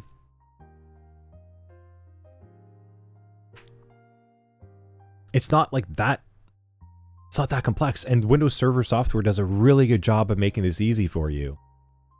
Ukar's saying you usually work in web development and data science. Never knew what sysadmins do in actual. Yeah. This is it. Just setting up policies. Just making sure that people can do the things that they need to do. Enabling users. That's what IT is about.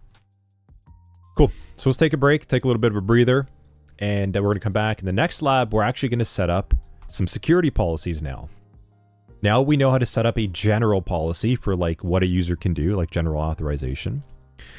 We're going to go and try to set up script policies. We're going to block users from running scripts. So we're going to set up some security policies that you would run inside of an enterprise network to prevent users from running something malicious. Let's keep going.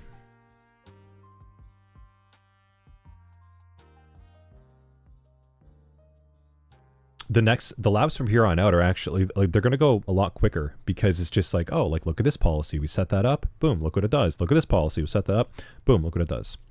So it'll just get a little bit more and more reinforced, but cool. An hour 58 in, let's take another break. Go top up your water, coffee, stretch a little bit. And we're back.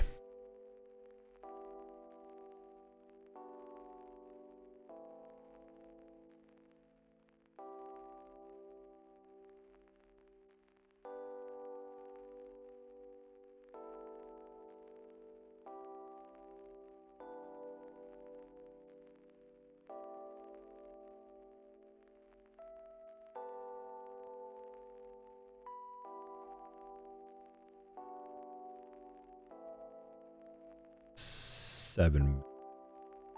Back faster this time.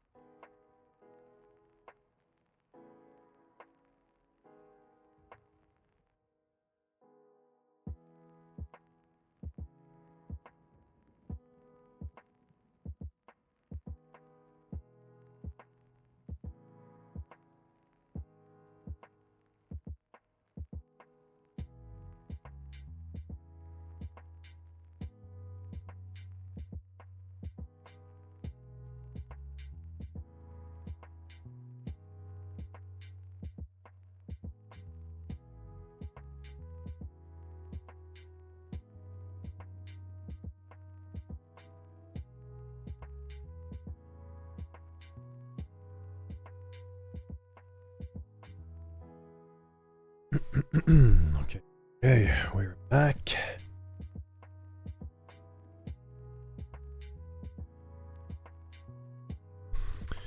Nice. Nostra, thanks for the follow as well. Heard that crashing sound across the room. Cool. Okay, let's dive back into it. Hopefully everyone's back.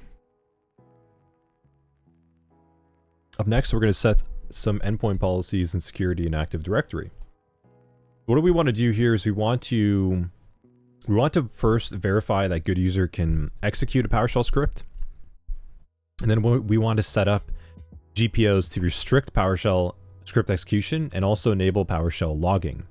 Those are common types of things that you would see. So we're going to actually go through and walk through those motions.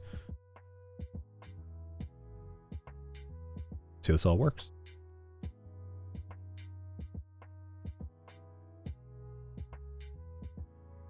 All right, so first things first, it's this, so we can get.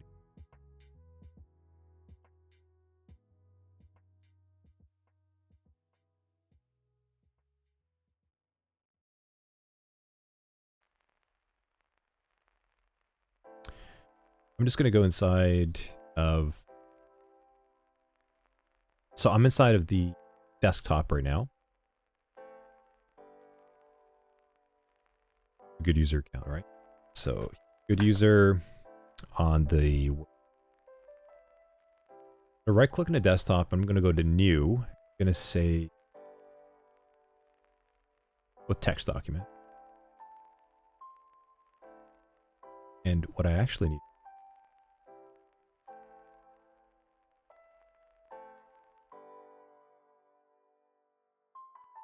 Inside of File Explorer.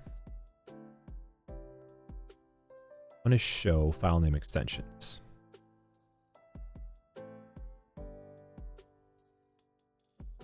You can see this is actually a new text document. Changes.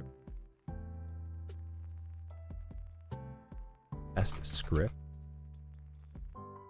.py. That into a PowerShell script. Edit that now. I'm actually going to open it with Notepad instead of opening up PowerShell. It's a long. Good. Go inside here. I want us to say like write output. I can execute scripts. Save desktop and actually execute that script. So I can run this script now. It says I can execute scripts. Cool. So we've been able to verify that a regular domain user at this time can execute PowerShell scripts, which is dangerous. You don't necessarily need them to be able to be doing that, right? So let's minimize this RDP connection. And back in the server, back inside of group policy management, I'm actually going to pin that taskbar. I'm going to be using that pretty often. Open back up our domain. And let's create a new GPO. So create a GPO in this domain and link it here. And let's call this restrict PowerShell script execution. We have a new set of policies. Start working. Again, I'm going to go inside here. I'm going to edit it, just like we've done before. We're starting to get a little bit more familiar, right, as we continue to go through this. We're going to go to computer configuration, and we're going to go to policies. And we're going to go to administrative templates this time. A little bit of a different area. Not too different, but they all live in different areas. And again, you can always research documentation showing where this stuff exists. Go to Windows Components. And scroll all the way down to Windows PowerShell. There. Expand this. And I'm going to go to the setting of turn on script execution. Let's go ahead and edit that policy setting. You can double click it. And like I said, they look different, right? Like every single time, but generally the same concept of you have a state where it's not defined or not configured. You open up and then you define how you want it to be. So in this case, I'm going to say enabled. And notice that when I do, there's like this little gray kind of square box down there, drop down. If I hit enabled and I open this up, you can actually get granular. So signed scripts, local scripts, and allow all scripts. You can really choose what you want to do. So I'm going to go ahead and say allow only signed scripts in this case. That's super strict. This allows scripts to only be executed that are signed by trusted publishers. So maybe we want an environment where we do want some scripts to be able to be run if we approve them and we trusted them, which is a whole other thing. No, we're not going to get into that, but I'm just going to say as an example, that would be a setting that we could do. That's a whole other separate process to be able to approve and get trusted scripts. So we'll hit apply. And we're going to hit OK. Now let's go back to the good user connection. So now this is actually defined, right? Turn on script execution is now enabled. Go back inside here. Now as a good user, or as a domain user, doesn't matter. Not all users are good, right? Insider threats are there. I can run a commandlet of get execution policy. That loads. I hit tab too early.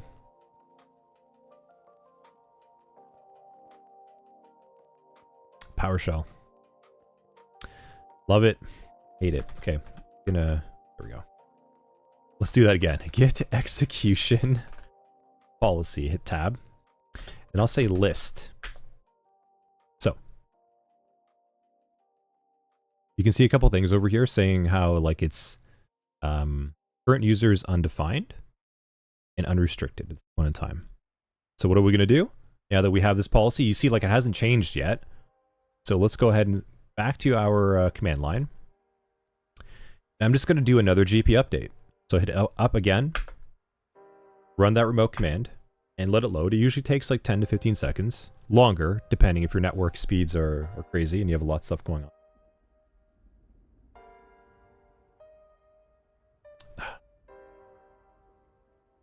That load. See user policy has updated successfully. Let's go back inside the workstation. Let's get a good view of that list again.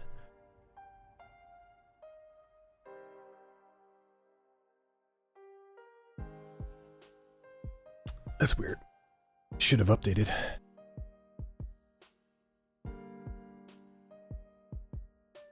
Oh, wait. Well, hold on a second. Hang on. Second.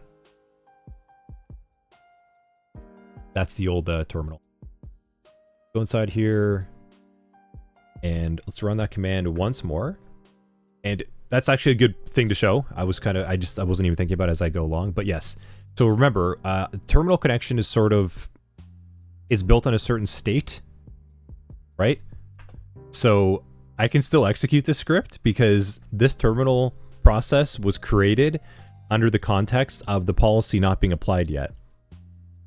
That's actually a good example to show of where things can go really wrong, like with security. Okay, so this terminal, this is not in the lab. This is actually a pretty good example. Now take a look at this one. This terminal session has been opened up with the new policy applied. So it's saying that the machine policy is saying all signed. So let's go to our desktop. Let's try to run this script, and I can't run it. That's pretty cool, right? Pretty cool. Everyone in chat now, thanks for the follow. So that's actually a good example. Now, so we've applied the PowerShell policy as a GPO, and we can no longer execute scripts as a good user. But good user had a PowerShell window open under the old policy not being applied, and they can still do whatever they want in this window, so long as they keep that open. That's a good hint to future security content when we get there of like where things can go wrong. Is if there is a hiccup in the like a group policy didn't apply, or it failed, something has reverted back to an old policy, or maybe someone was able to change the policy around. This is what I was trying to tell you, right? Like this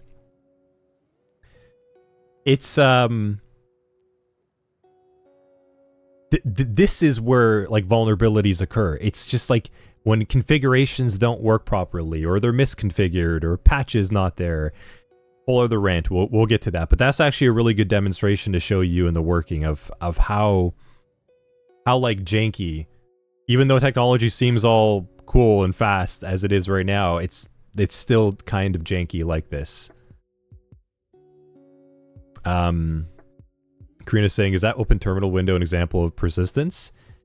I mean, it could be, yeah. It's a persistence of a misconfigured policy right now. Or like it's a persistence event of a policy that it's not applied, it's corrupted. You can call it what you will, but yeah, I technically have a terminal open here with advanced privilege that I shouldn't have. From a security lens, this is actually called like unauthenticated access or unauthorized access. You can kind of lump it into either one of those two. Because I'm not authorized. I'm not authorized to do this. So if I was in like a work network, I'm actually breaking the policy. Yeah, Hot Garbage saying it's easy to forget all the stuff that goes on behind the scenes because computers are so fast now. Yeah, it's all smoke and mirrors. It's all smoke and mirrors. Just that things look all shiny and new, but it's just basic stuff happening real fast. Abe saying that was cool. Go back to shared morning. Yeah, object state and property, right? This is a certain. The process was executed with certain permissions, and it doesn't just update. It's just not built that way. So pretty cool. Thought that's actually kind of fun that actually happened in real time. So that's a good demonstration. So I'm actually going to leave that window open now just for the hell of it, and let's continue with this new window over here. So we've actually applied a nice rigid security policy where we can't execute scripts. So now let's say we wanted to also update and have a GPO for script block logging to actually see this stuff happen in action. So let's minimize this and minimize that window again. Let's close that up. So what are we going to do? Well, we're going to create a new GPO. We're going to go inside here, create a GPO in this domain. And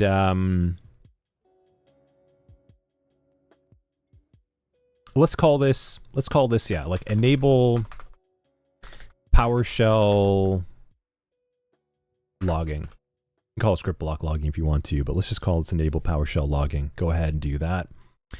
And again, edit it. And we're going to go all the way to where we were before. We're going to go down to computer configuration, policies, administrative templates, Windows components, Windows, PowerShell, Windows, PowerShell. And that again, just so we can kind of see what's going on. And we want to go on and we want to turn on PowerShell script block logging. Again, double click. And we're going to go to enabled. And we can do log script block invocation start stop events. So for some of those of you inside the chat right now, you may have worked inside of ELK or SIEM or Splunk or something, and you might have seen PowerShell stamped records, or you've looked in Windows Event Viewer, right? And this is where you would set up that initial policy. See, it says log script block invocation start stop events. That's where you see like PowerShell start and stop and those long chains of like weird events, and you're doing analysis and digital forensics and incident response on DFIR investigations. So this is where it all starts. So we're going to hit apply. Press OK. We're going to close that. We're going to open up this. We're going to GPUpdate. One more. We're going to issue another group policy update. We're giving new marching orders to the workstation. Actually, wait a minute. There's one more I should add into that. Second. Go back inside there. Edit PowerShell logging. Policies. Administrative templates. Windows components. Windows PowerShell. I'm also actually going to turn on module logging as well too. I want to know when modules have been loaded or not.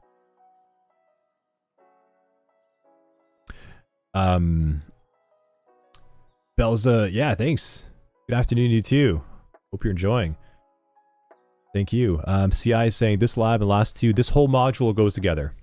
This whole module. You have to follow it chronologically, step by step, or things won't really work. Because we're dealing with group policies. So we're going to go inside here, turn on module logging, and we're going to hit enabled.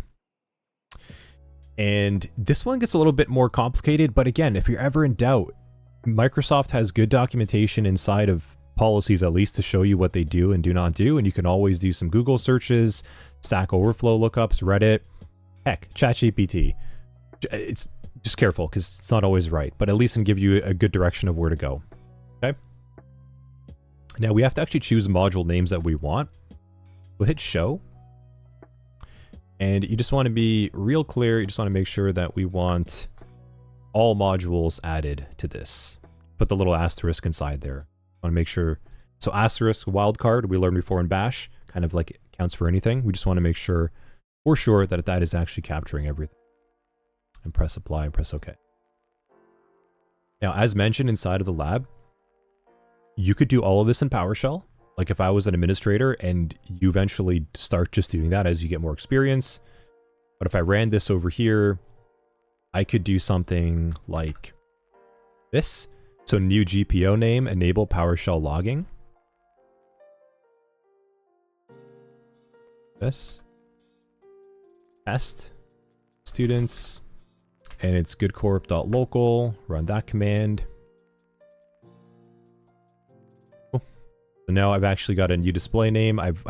And this is like an LDAP type of query. See how I'm actually choosing the domain components, DC equals goodcorp and .local. So if I actually go inside my group policy management right now, let's do a view, action, refresh. You could do this all from the command line too. And that's typically where you go once you get more experience. So you could create GPOs straight from the command line directly like that. Delete that for now. We're not going to work with it, but that's what you could do. And then you could just set up the values themselves, which I'll also just kind of show like what that might look like. For those of you that go through the labs and you want to get more comfy, you can try the command line view as well too. And try to do this with PowerShell just to see if you really want to get under the hood. It's optional. So you would do something like this, like set GP registry value, name, enable PowerShell logging, that's the GPO. And you would set up the key, which here you go. We're just back under the registry, right? Local machine, software policies, Microsoft, PowerShell script block logging, value name, enable script block logging, type dword value 1. These are, it's documentation you would look up to really make sure you get it all right. But we've provided the steps inside there for those of you that are interested in kind of seeing that you could do everything we're doing right now, you could do with PowerShell, which is why it's actually so praised in that way.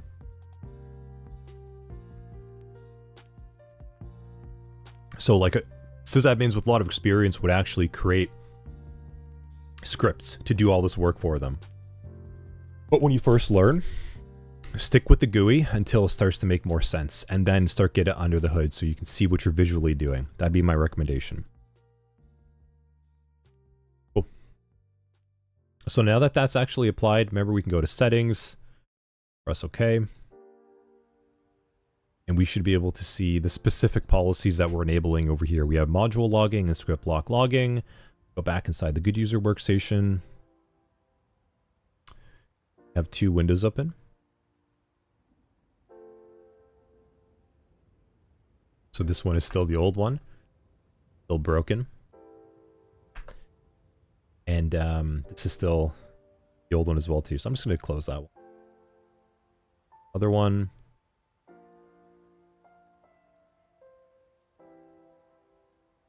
Here, up. Cool. So that still works just the same policy as well too. That's the execution policy. All right. So what we want to do is we can actually run another command, and we can make sure that this actually did work the way that it did. We're going to run another PowerShell command now as a good user. Got that inside the lab, kind of handy. We're going to do a get item property and refer to the registry location that contains this information.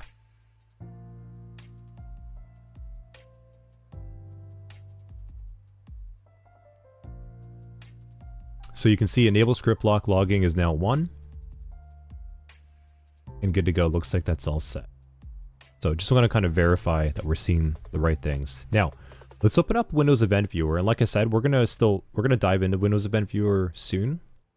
But let's go and open that up. Event Viewer. So now Windows Event Viewer, nice built-in software that allows us to inspect all the events that happen inside of Windows. So now we're looking at like the auditing, accounting things. So I want to go and take a look at Windows logs, or rather applications and services. Take a look at this. And we could go and look at Microsoft Windows PowerShell. Inside of Microsoft, Windows PowerShell. We can see we have a bunch of operational events that have occurred right now. Open that up.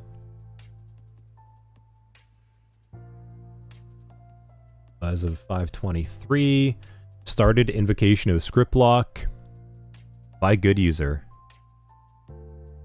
Now we can track them. This is cybersecurity, what we're doing right now, by the way. We're already there. This is why I said it starts with IT. So now that we've enabled script block logging for PowerShell execution, we can see event IDs being called, 4105, 4106. So here's the starting command, stopping command. What else do we have here? Path. You can see the command that they ran. This is the command that good user ran, that we just ran right now. It's being logged.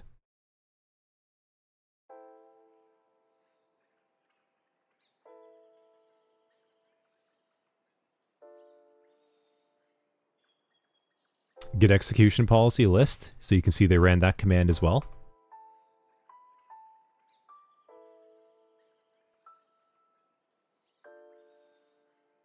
You can see everything that good user's doing now. How cool is that?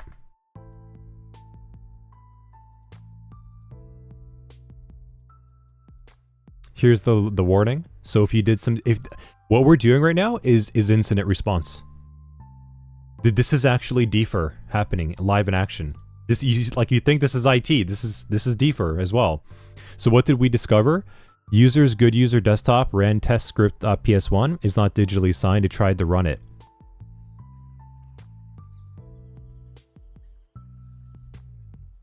So for the Dougs in chat, this is threat hunting. So KSJ, you still in chat over here too? Yeah, you are. This is threat hunting, man. This is it. Like, we're now sifting through logs, just like how Doug was looking through the PCAP for like the VPN connections and weird activity going on. You're doing the same thing now. Now that we've set up the IT policies to give us the information we need, if we were in cybersecurity and like SOC 100-2 and up, we're going to be doing this. We're going to be hunting through event logs, looking to see what happened. We actually were able to determine that good users being able to attempt the execution of test script.ps1. And we can see the other commands that they ran as well too in the timestamps. So if we were doing an investigation, we would be able to track them down. W1, thanks for the follow as well. How cool is that? I told you, it all starts to connect together. It starts to make sense. This is why you're learning this stuff.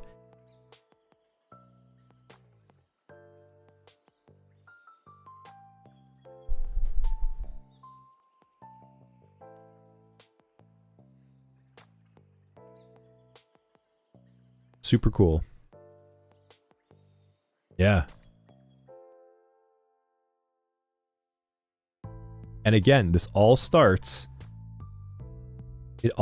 here. Like, what are your group policies that you have set up?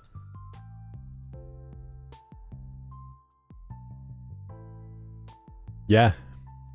How garbage you kids nowadays, your fancy event viewer package. It's awesome to see the event ID keeps changing. Yeah, exactly. So then all what you would do in cybersecurity is you would have a tool that looks like this,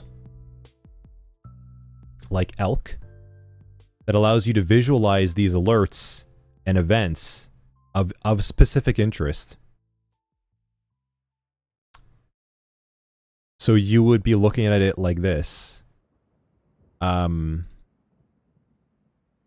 You would see like down here, like on this timestamp, host name, the command that they ran and stuff, and then you would have like a histogram of activity and a count. And if you worked in the SOC, you would have a dashboard of like this, like up on screens, kind of showing activity happening of what's going on.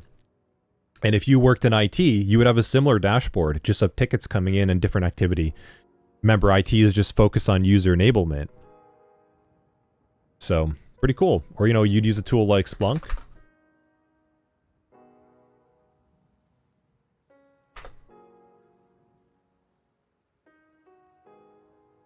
Splunk's another tool, but again, very similar. Dashboards and metrics, things coming in, you would set them up, and kind of looks like those movies, right? You set up a big dashboard with like charts and data and things kind of moving around. You can go crazy with it. Alert burnout is real for level 1 analysts. Yeah. So now I said in other streams that obviously analysts are means to an end. Like, they're just firefighters. So that's why, like, you don't want to stay an analyst forever. You want to learn the skill set, get some experience, and move on, because truly you want to get to like a good detection engineer type of role, working with firewall rules, working with alerts like this to catch them, so that the analyst ideally shouldn't be looking at a lot of alerts. And the best way to be able to have a happy analyst starts with a good security policy, and then filtering for just what you need to know. CI is saying, did you put a lot of study time when you first started the industry? Oh yeah. Tons of time.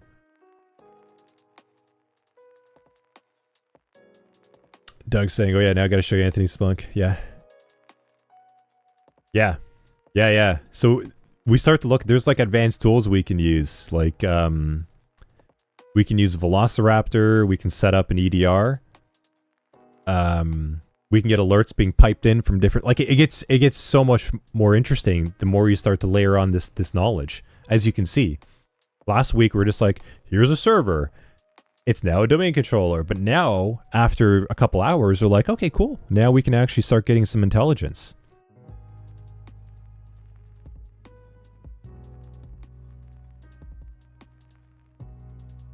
So, like I said, it all starts to make more sense. So, Karina's saying, is the reason running that PS1 script was flagged? Exactly. Because we set up the policy. Enable PowerShell logging. We created a GPO by that name, and then we enforced it. Turn on logging for, I want any module. Like, any module. That's why it's catching anything. Now, threat hunting and detection engineering would make it more relative, where you would be like, okay, well, like, what are malicious modules that we should monitor? That's what cybersecurity is. Like, okay, like, we don't need to capture all of them, but let's get the ones that are very common, and let's start monitoring for those.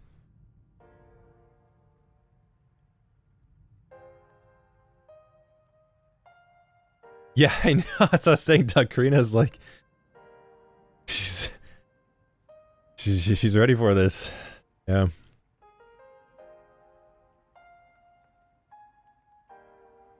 Yeah, I mean, always be learning, but just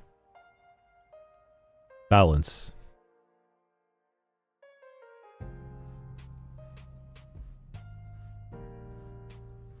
Okay. Like, don't make me...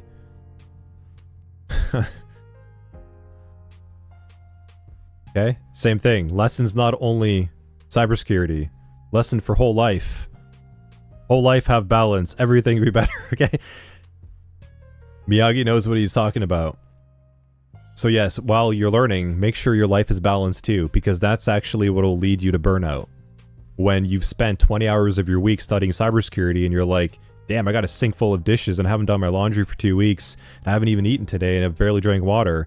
I'm so tired, I'm just gonna go crash. That's what burnout is.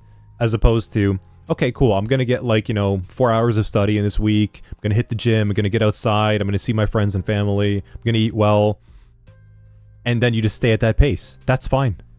That's totally fine. Don't burn yourself out. That's how you need to manage yourself. There's always going to be work here in cybersecurity, as you can see. So, that being said, that's this lab here. Endpoint policies and security and Active Directory. Making sure we covered all that. Yep, cool. Very cool.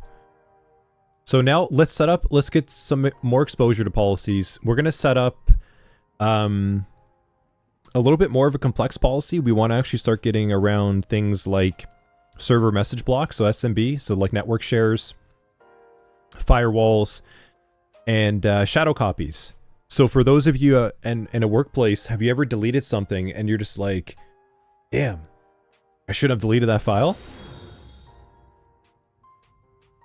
Sloppy, thanks for the follow. So if those of you have ever been inside the workplace, like have you deleted a document and you're like, oh, damn it. And then like you got to put a ticket into IT. And then IT is like, well, here you go. Here's your file. And then you're just like, you're a wizard. And yeah. And you thank them and they feel all good about themselves, and as they should. We're going to show you how to do that. Karina deleted a whole directory. Happens all the time. So when I was a sysadmin, like people, it's funny. Like, yeah, they would nuke their whole directory. They would like, it happens all the time. It's so easy to do. So again, good security starts with good system administration. So in terms of securing that user and allowing them to do their job, from an IT perspective, we set up a good policy. So in this lab, what we're going to do, we're going to actually set up a network share. We're going to hook up some more policies and let a user connect to that network share via group policy. Now, back in Windows, was it Windows or it was networking, right? That we hooked up a network share with SMB the manual way. Abe's asking, yes, Abe, we are still using the base enterprise for all of this. Yeah, we are configuring our Active Directory. We are configuring our domain controller and our policies. This is a whole module on the base enterprise network. Now, you also have preset VMs in case you blow something up and you just don't feel like setting it back up, and that takes you up to like lab 3 or 4, I think it was. But I recommend you continue to go through the base enterprise v1.1 and just like rebuild it for the reps. Get the reps under the belt. Okay. Let's keep going. Let's build out Good Corp. Let's make it the most secure network we can make. So, next lab, network policies, SMB and firewall, file shares, and shadow copies. Let's do it. Okay, so first things first, we're going to open up our file explorer. And we're going to go to the C drive. And we're going to go and create a new folder. It's just called the shared data. We're going to go to shared data properties, just like we did before in the Windows networking modules. Go to sharing, and we're going to go to advanced sharing, share this folder. Yep. We now have a network path that we can connect to. So you can see administrator, administrators, and we have that ability to give them permissions. So let's go ahead and add domain users. Let's give them the ability to read and write. Cool. So now the folder is shared. Security policy has been set up. Domain users can now access this network share. So let's go back to properties. Let's go to sharing. Let's go inside here and let's right click that. And we're back inside of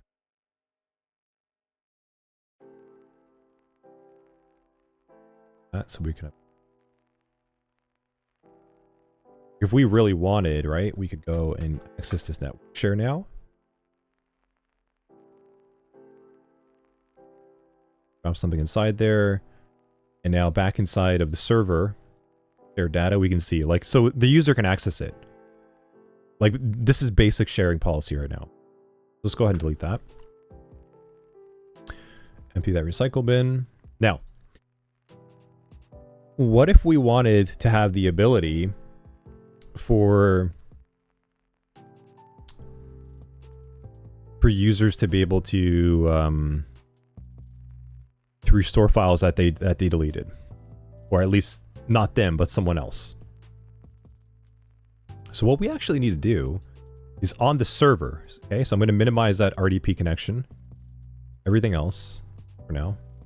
I'm on the Windows server, the domain controller, at this point in time. So I want to go in and I actually want to right click this and go to properties. And I want to go to shadow copies. Okay. Take a look at this. This is the user workstation. If I go to properties, I can't do that here. So this is a feature now that I can go and add on as the domain admin to the domain controller. So shadow copies, it says over here, allows users to view the contents of shared folders as the contents existed at previous points in time. So for more information, you click there and read it. But you can see right now it's disabled. Now, if I enable it, if you enable shadow copies, etc., it's just kind of giving you some warnings because it actually does take up a lot of space and load. So we only have 13.7 gigs left on the server. If I hit yes, it just took a snapshot of it. That was fast, super fast. But it actually stored 320 megabytes for that snapshot. That's a lot. You can see the timestamp as of 5:40. This is why if you've ever deleted something and then what does the IT admin always ask you?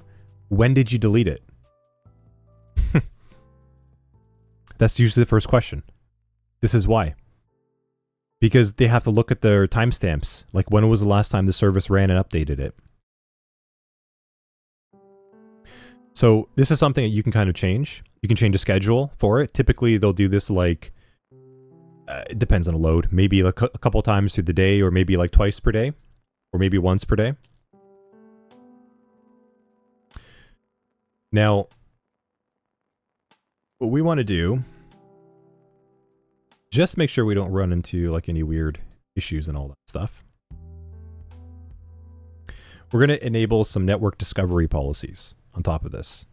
That's one thing that we need to do. This is going to get a little bit technical for now, but bear with me.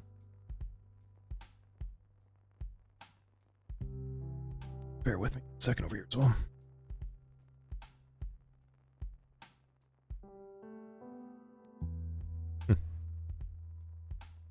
I'll be like right back 1 second.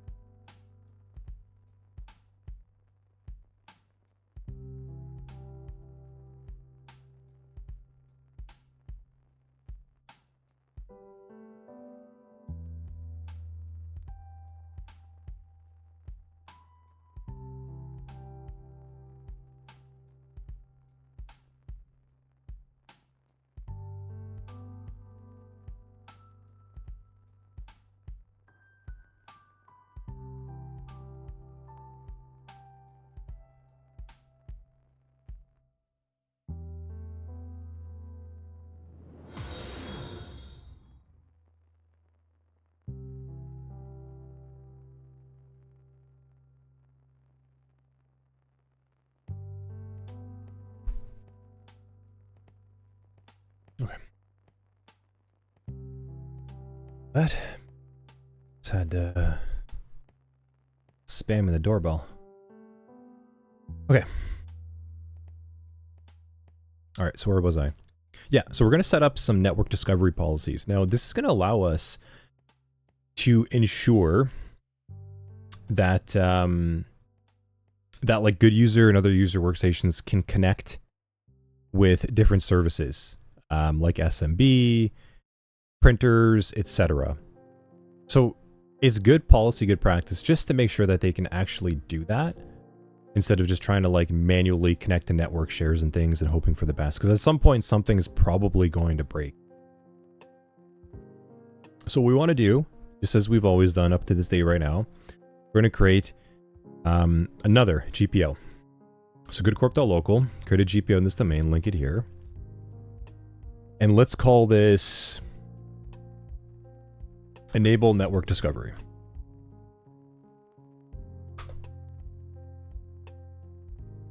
And just as always, we're going to open this up, go to edit, and we're back in policy land.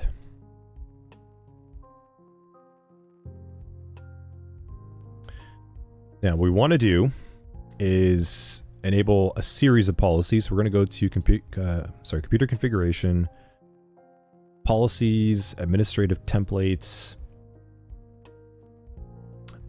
network connections. And as you can see, there are a lot. So I'm going to pause it real quick and just say,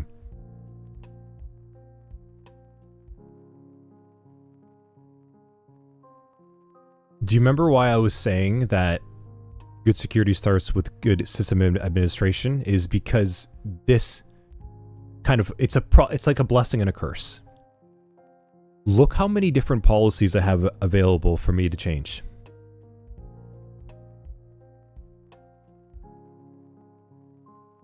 Like,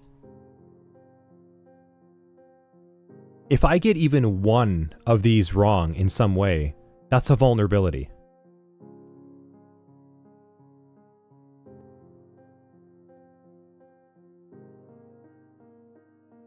So, this is why, like, sysadmins, this is why they have such a hard job. It's a lot to manage. It's a lot to know and sort of generally be aware of, and it's a lot of documentation reading when you're not sure of something. It's a lot of, like, best practices and studying for, okay, like, let's make sure that this is good, that is good, and being aware of things. And this is why, from the security side, our lives are so difficult too, is because there's like 10,000 ways to configure this thing. So, this is why we have training. This is why we have experience in the field, to sort of make this easier for us. But I just want to kind of pause and highlight that point. An important takeaway.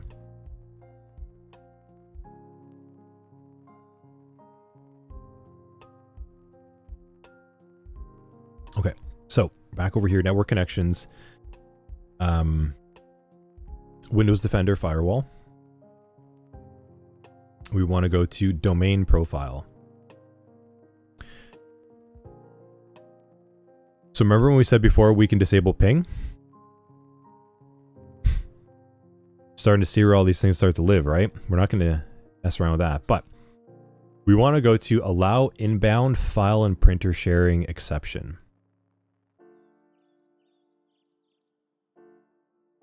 We're going to set that to enabled.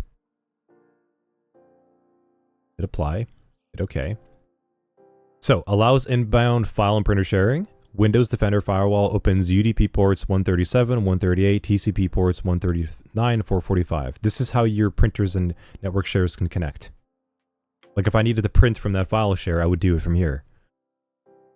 So I hit OK. One thing. Now we want to navigate back up to computer configuration, policies, same way, administrative templates, and go back to networking. We're going to go to link layer topology discovery. There's two things we have to turn on side here. Yes, this, like I said, this is going to get a little bit confusing. But this allows us to create quality of service connections using additional protocols by allowing network discovery. And we talked about network topologies. This is what allows you to discover certain network topologies. So again, we're going to enable that. Enable this. Turn on responder. So this allows the computer to participate in link layer topology discovery. Again, this is just another policy that allows us to discover link layer. link. We're talking about like data link. We're able to connect at certain levels of the OSI models, what we're just trying to enforce over here. Enable it as well too. Cool. That's okay. So that should be enough to allow us to have certain policies set up for that. Now I'm going to go ahead and, just as we've done before, invoke command, the update, force.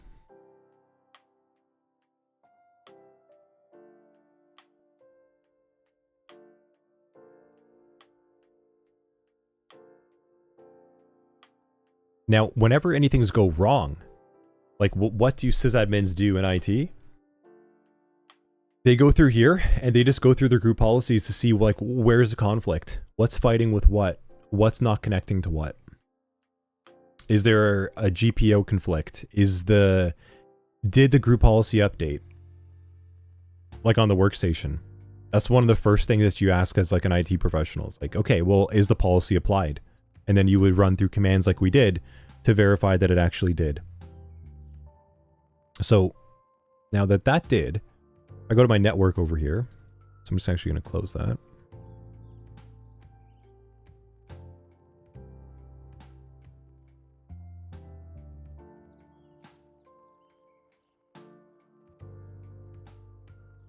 Oh yeah, fact. Turn that on as good DA. Enable that. Cool. We can actually see the network share now.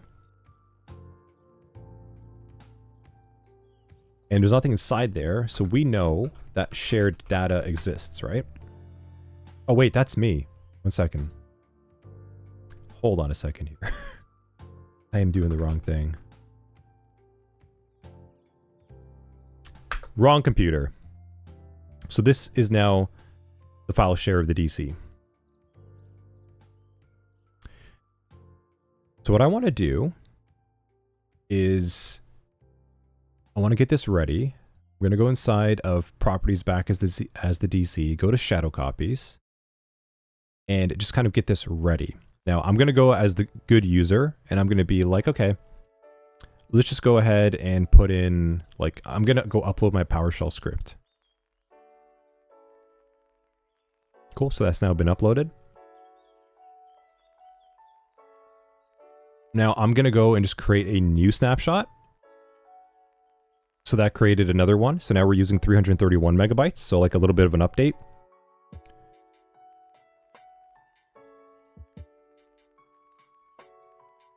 And actually, just for the sake of it, I'm going to delete them both.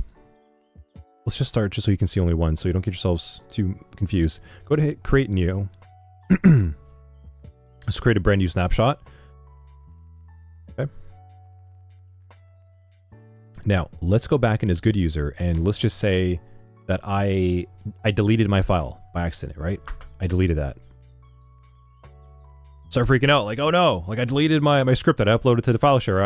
I deleted my document, or I deleted the whole folder, right? Whoops. Then you put a ticket into IT. You're like, okay, I need to see if you can recover this file. So, what does the sysadmin do in this case? We're going to perform file recovery. So we're going to go back over to the shared data folder. Go to properties now. Now we have this ability to go to previous versions. So here you see this over here. So I can actually go, I can double click that. It's actually going to open up another window. So let's actually this. So here is, I'm actually going to expand that so you can fully see. You can see that this is actually a snapshot share on the local host. It's acting as like a network location that only you can access. It's like a temporary file store. As of today, 30 minutes ago, or sorry, November 30th, 1 minute ago. And if I open up now, this is for all intents and purposes like what the folder looks like as per the snapshot. But if I go inside of the shared data folder, you can see like it's deleted. So what does a sysadmin do? They right click this, they copy that, they go back over here, they paste it in, and they say, hey, good user, I think I found your folder and your file. Can you go take a look? Good user goes back and network share is like, oh my God, I found my script. It's back there. Found it. Thank you so much. That's what shadow copies is. Shadow copies allows you to create a shadow copy of a network share, or sorry, of like a network share or a folder file, to create a snapshot in time so that users can be given access to things that they lost. It's just a quick backup. It's a backup policy. It's not perfect, but it's good and it provides what it needs to provide. So if you can do that, you are actually a sysadmin. Again, everything you're doing right now, you're doing sysadmin work. And then from like a security perspective later on, maybe Doug or myself, one of us can kind of show you. A common attack is to delete shadow copies. So if I did like MITRE attack shadow copy, here you go. Inhibit system recovery. This is a threat actor attack. It's a technique. It's known. It has a technique ID. VSS admin delete shadows. So it's all with that's like when an attacker goes in and they mess around with stuff, a common attack technique is to go in and delete all the shadow copies so that it doesn't record everything.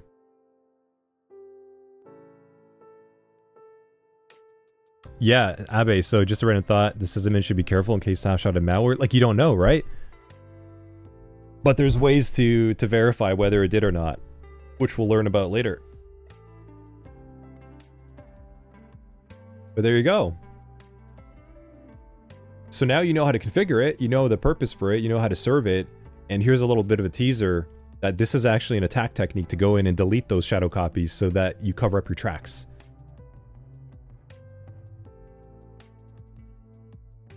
Pretty cool. See, it's pretty straightforward, right? Do shadow copies get overwritten at some point in future time automatically? Depends on your schedule. Like, let's go back. If I go to right-click, configure shadow copies. Oh, whoops. Wait, I'm on the wrong place. DC, configure shadow copies. You can go inside here. You can change your settings. You can put a limit. Let it go. And also a schedule. So the default setting is to change it to twice per day and a limit as well. So there's a little bit of configuration that you can use, not like a whole lot. But shadow copies are more just for like a quick pinch of what to do. Now what happens, you know, is once you run out of space, and this is a problem with logging and the storage. Once you run out of space, it'll start to just overwrite itself. Or it might delete it. Depending on system priorities, there's a lot of different ways you can configure priorities, like to delete certain spaces and logs and sizes.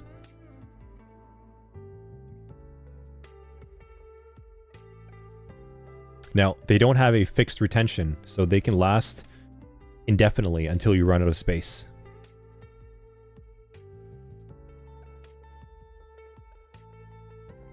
So I can set like a use limit, and I can store maybe like 3 gigs. And then it'll just start to overwrite itself. But that's why typically networks will have like a dedicated backup solution where you would have like another backup server, kind of like here's like an old school way. Server backup tapes.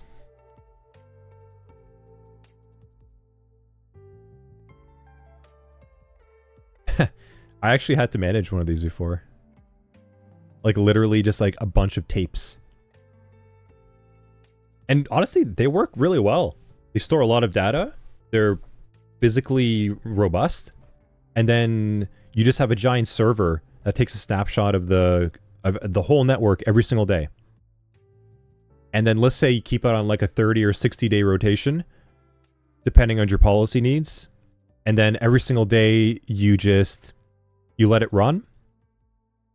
You take one tape out, which was the previous day, and you take that to like the bank or something, or you lock it up. And then the bank gives you a tape from 60 days ago, and then you bring it back in and you just keep like rotating it that way. Something like that. But this is what you would do. You would have like these enterprise backup solutions with like tapes and disks, because you can store a lot more, they're easier to manage, and better software. Shadow copies are more so like quick, reliable, like twice a day kind of thing. Doesn't take up a whole lot of space. It's usually for file recovery, and that's why threat actors.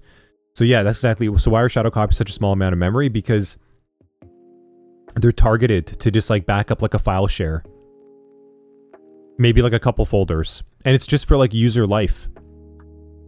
It's just for like user quality of life.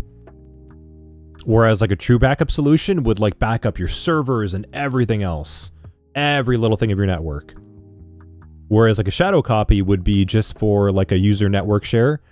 And that's why threat actors go and delete it, because if they get onto a user account, they're typically going to be operating as a regular domain user, and they're probably going to interact with a network share. So they want to go and delete their tracks after if they can get access to that. Does that make more sense?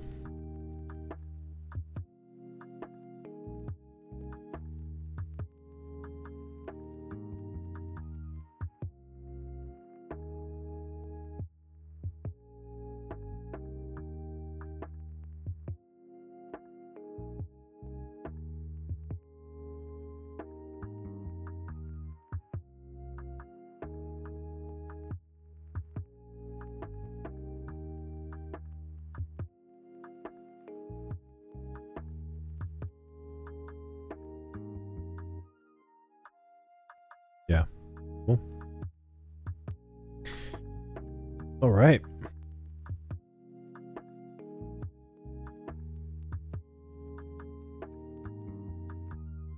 Let's take a look.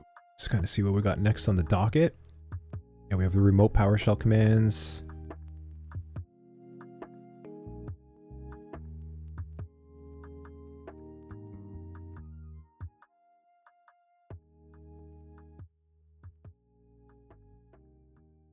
Just want to make sure we're tracking on good time here.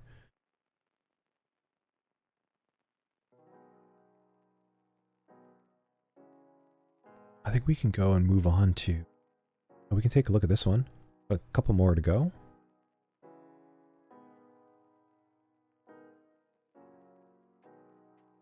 One o'clock. Might be able to wrap it up today. Maybe carry a little bit over. Okay. Let's do one more lab. This one isn't too long, because you're starting to get the gist of it. And what this lab over here, what we want to be able to do is introduce you the context of remote monitoring and management, RMM. This is a very common practice with IT and cybersecurity, to remotely monitor and administer and manage workstations and things. Instead of logging back in, RDP and all that stuff, this is a more common practice. And we're going to do this with PowerShell. We're going to do a lot of this with a domain admin. So the first thing we need to do in this lab is we actually have to enable Windows Remote Management, so WinRM. And we're going to be using some advanced PowerShell in this lab. We're actually going to be referencing this thing called Common Information Model. And this kind of goes back to objects again.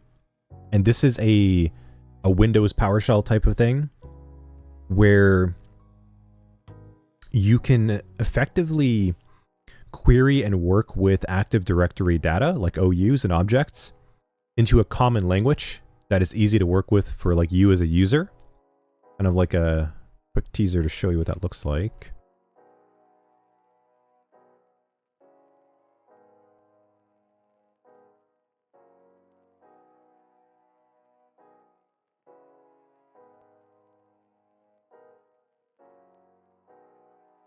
Something like this. It looks kind of the same, But the only thing that will look different is we're going to use things like get sim instance, which allows us to get even more information. It's like, consider it to be almost like an advanced LDAP query that can package more parameters and more object properties to reveal more information about a workstation or create like remotely managed network sessions and stuff like that. So that's what we're going to do in this lab. And then I think we'll take a break after that. So let's jump into it.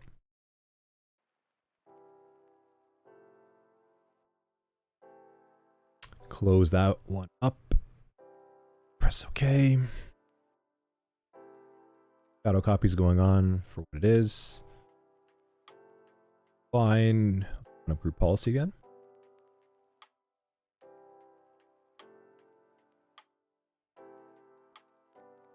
So once we enable WinRM, we can do some cool things. We can do things like getting system information, process information.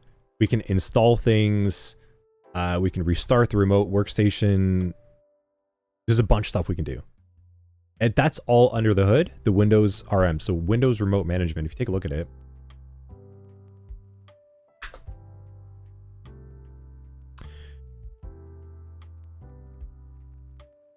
This is another protocol.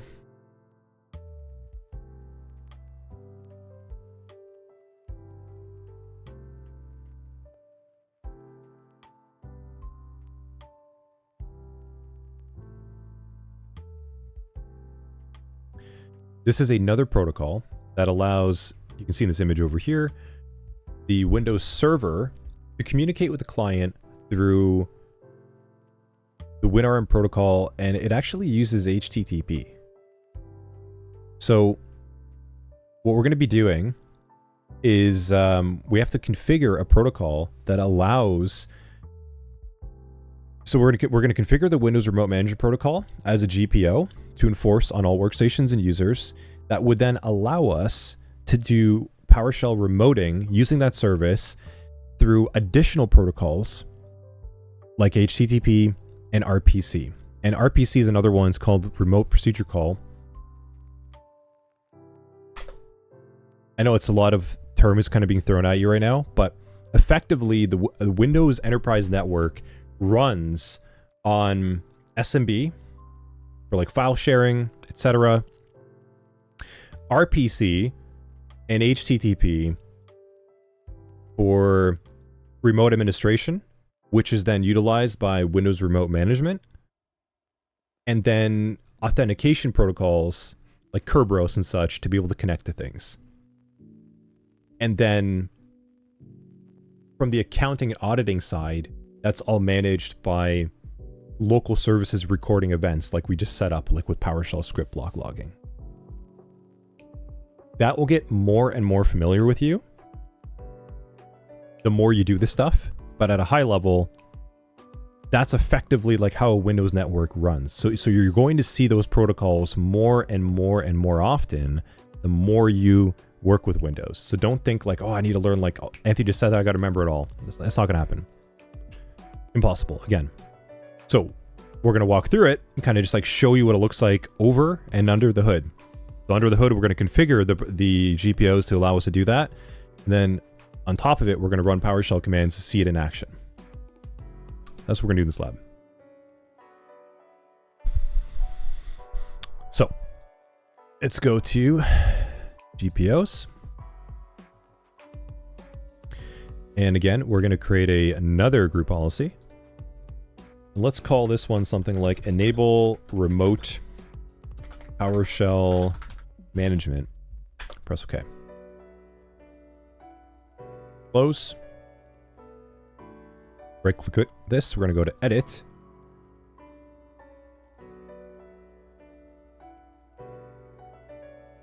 And what do we need to do? We need to enable Windows Remote Management. That's effectively it. So we're going to go to policies. Computer configuration, policies, administrative templates, Windows components, Windows Windows remote management.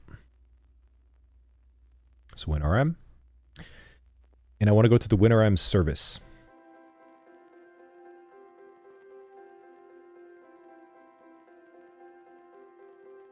Now I want to allow remote server management through WinRM.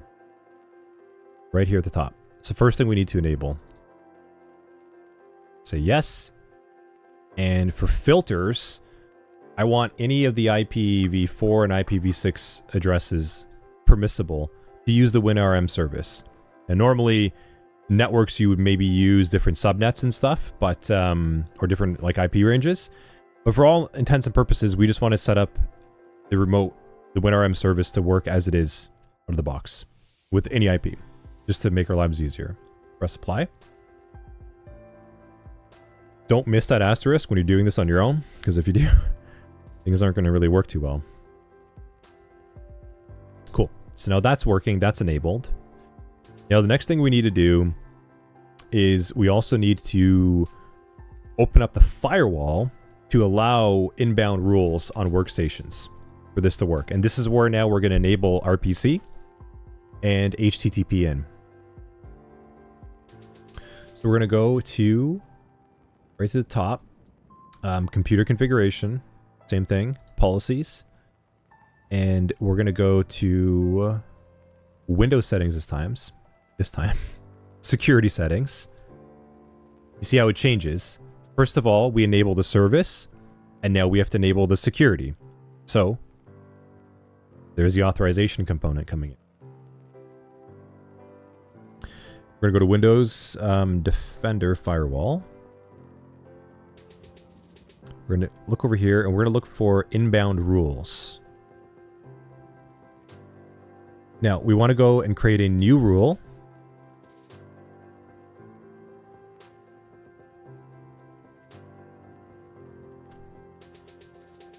And if I can remember, go real slowly right here, because this is going to get a little bit confusing. You can go to predefined, and you want to look for Windows Remote Management.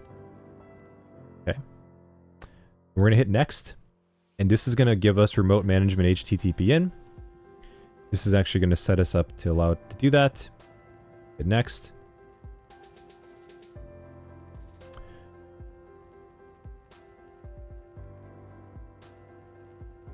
Finish. Another new rule. Predefined remote service management. Next. And now we have our RPC protocols.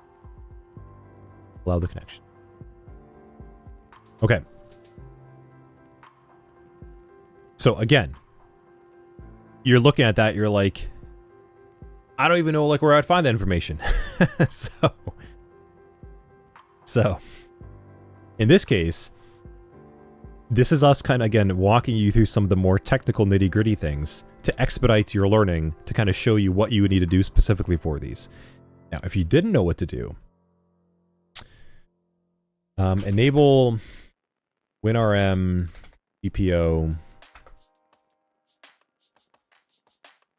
Here you go.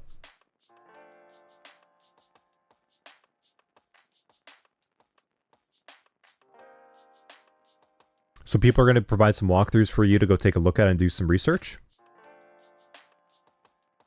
There's going to be blogs that walk you through this. Create a GPO in your domain. It's actually pretty close to what I'm doing. Yep. Create the WinRM service. Panels, services, restart. Firewall. Yeah, so they're doing the same thing. It's actually a lot of what I'm doing. Yeah, Windows Remote Management. Yeah. It's actually, I think that's exactly what I did. I think they missed one. They didn't configure HTTP. But. Oh, and they're actually allowing ICMP. Not necessary in our case, but either way, that's what you would do. Like if you're a sysadmin or if you're working help desk, if you don't have internal documentation to get you to figure these things out, you would do research. And you would literally just kind of query what I need to do. You're probably going to find it as a link somewhere for you to read. There's quite a few results here coming back. Because this is a policy. Think about it. This has been around like 20 years. This is not like brand new. Like, don't reinvent the wheel, please. Let that be a cautionary word of advice here to all the students in chat. Don't reinvent the wheel. There are many guides and documentation for you to do this. We're just kind of providing you some expedited steps, okay? Cool. So I believe that's everything. We have our firewall rule set. We have Windows Remote Management turned on. We can close this up. And as always, update the workstation. Run a GPUpdate.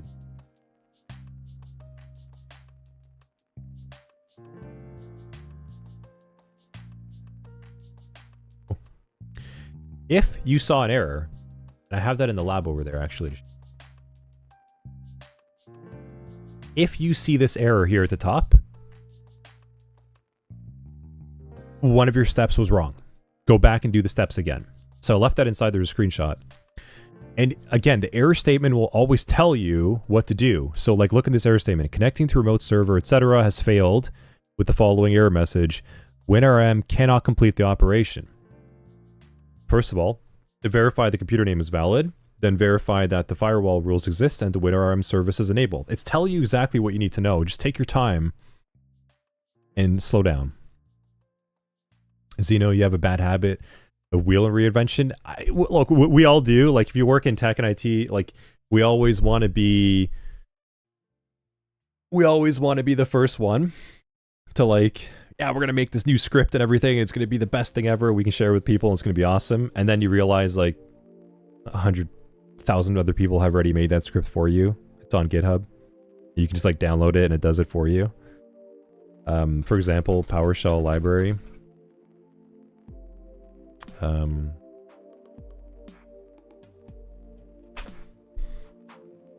PowerShell gallery, that's what it's called, yeah.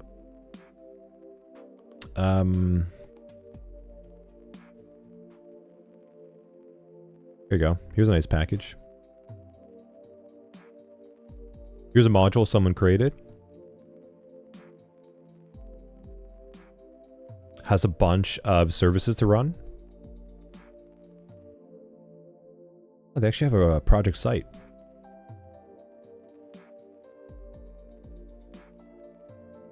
Usage and examples. So here is a script with a whole bunch of under the hood stuff that happens for you to make your Windows update a hell of a lot easier. They've made it all for you.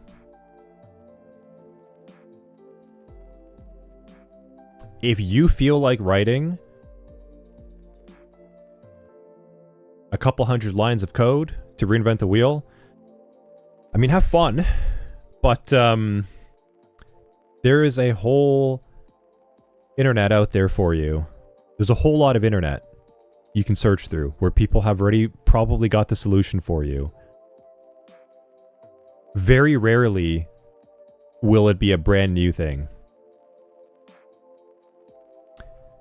As you get more senior after years of experience and you're like a senior engineer, an architect, etc., then you're probably coming up with like brand new, never before seen things. But for the first like 5 years of your experience, if not more, please use off-the-shelf stuff and just modify it, as Doug is saying. Modify it to your environment. Okay? Do you remember what I said last stream, or the stream before it? Don't become a dictionary. People don't hire dictionaries. They hire people that know how to find something in a dictionary and then work with it.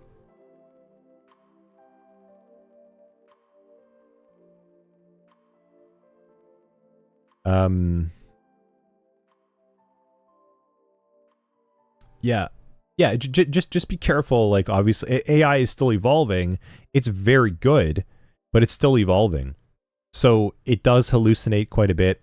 Just be careful. And then obviously compare your results as you go along.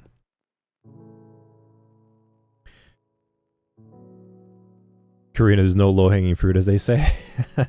There isn't any. They've all been picked. Exactly. So anyways, let's kind of wrap that up over there. Now we've enabled this stuff. We're good to go. we should be able to create these common information model, these SIM instances remotely now. So I'm actually going to go ahead and do that on another PowerShell command. So I'm on the DC, and I should now be able to do like something like invoke command, computer name. I'm just going to do that and kind of edit this. Something like that. Script block. Get sim instance. This is just more language for you. Class name. Win32 operating system. Cool. That means we're working. So that means that we've been able to create a SIM object, which allows us to query more advanced information from the endpoint that pulls like system directory, organization, build. And this is not normal information you could just kind of like grab as a command. It has to be, it's using advanced querying to get that information to work with you, as opposed to just like running like hostname. You see how simple that is? And it can only do like one thing at a time. I can create now these things called common information model, like SIM instances, where I can feed it like a simple parameter that does a very advanced query and gives me very specific information that I would need about system information. That's what we've been able to configure now.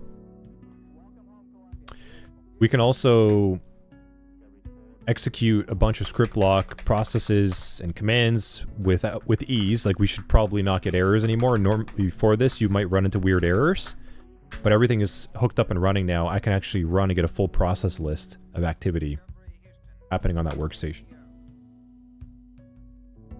Let's go and demonstrate that in action. If I open up this remote desktop, this is the user workstation. So I actually have testscript.ps1 open right now. So I could actually declare a variable and say like notepad process is equal to invoke command. Again, computer name. CA2 Amazon 4S per 1 force per 1Q script block. Get process name notepad.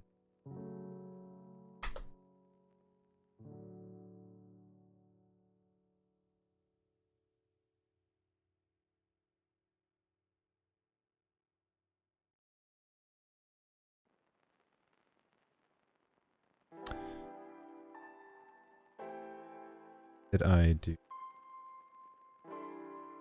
Oh, I see. I added ECA. Oh, I wrote that. Yeah. Oh, I see in chat, dude. Don't worry, yeah. Okay, yeah. So there you go. I was like, what? Okay. So yes, in my head I was thinking ECA too. But there you go. Karina's saying appreciate PowerShell more now. Yeah, exactly. It does. This is why. Like, it does all the work that you needed to do. It's very good for Windows administration. Demore is saying EC2. Yeah, that's right. Yep. So now I've now created a variable that I can interact with, and I could do something like notepad process.id, and this is actually going to tell me the PID of the currently running notepad process over here. So 6064 right over here. So now I can actually work. I can perform remote management. So I'm actually going to keep this window on the side quick. And I could do something like, let's go back up again. I'm going to just go invoke command, computer name, EC2 Amazon. I'm going to run another script block command. And I'm actually going to go ahead, change my request to stop process.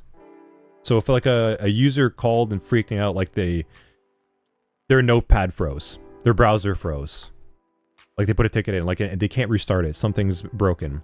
You could issue a remote command using notepad process.id. We're going to say yes to all. Boom. So we terminated the process remotely. We now can perform like full remote system administration. We can go and do another command. And say the printer failed. Well, we can go to restart service, ADAC name, spooler. For the print spooler service, restart that. Good to go. Heck, we can even just go and let's go and restart the computer.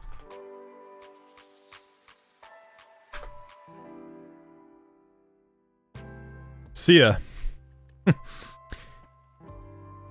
So you can do a whole lot of cool stuff now. We have SIM instances available to us. We have full Windows remote management available to us.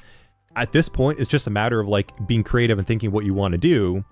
And you have the full ability as a domain admin on a domain-based network to remotely manage and control workstations.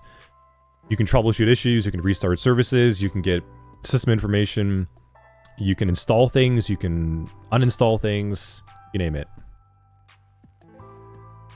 Let that reboot. Should reboot pretty quickly. That's good to go now if we wanted to. We could also do... We could also extract logs.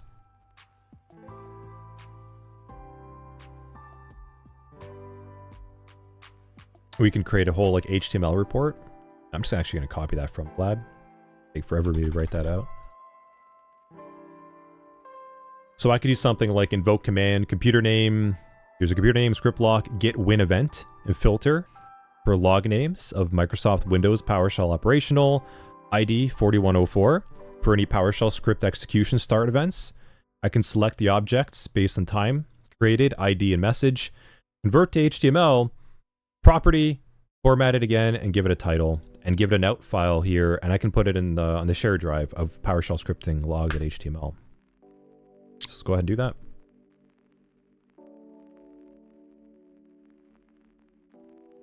So here we go, PowerShell script.log.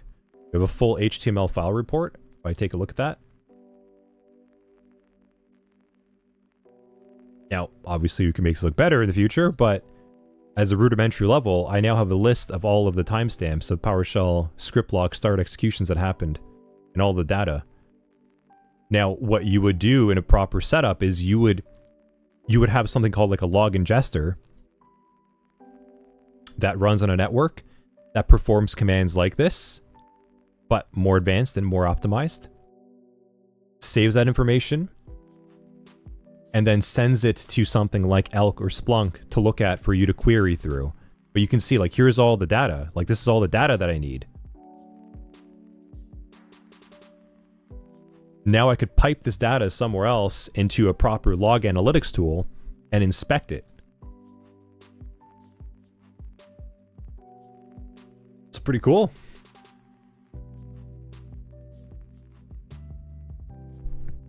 This is, again, why you're learning all this stuff.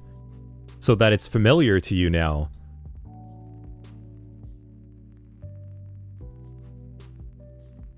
Cool, cool.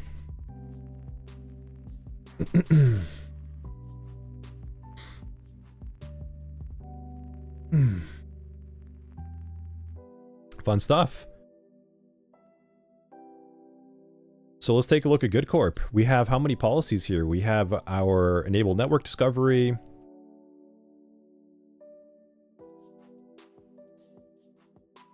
Let's go. We've got enable network discovery, enable PowerShell logging, enable remote PowerShell management, RDP access, restrict PowerShell script execution. You've now developed several GPOs on your own. Like, this is basic sysadmin work now. If you went to an interview and said that you could do this, I am confident you would impress the recruiter. Very, very confident. Like this is knowledge you can share and talk about during an interview and land some IT help desk work or like junior sysadmin work for sure. With everything you've been learning, even up to this point, we haven't got to the help desk module yet.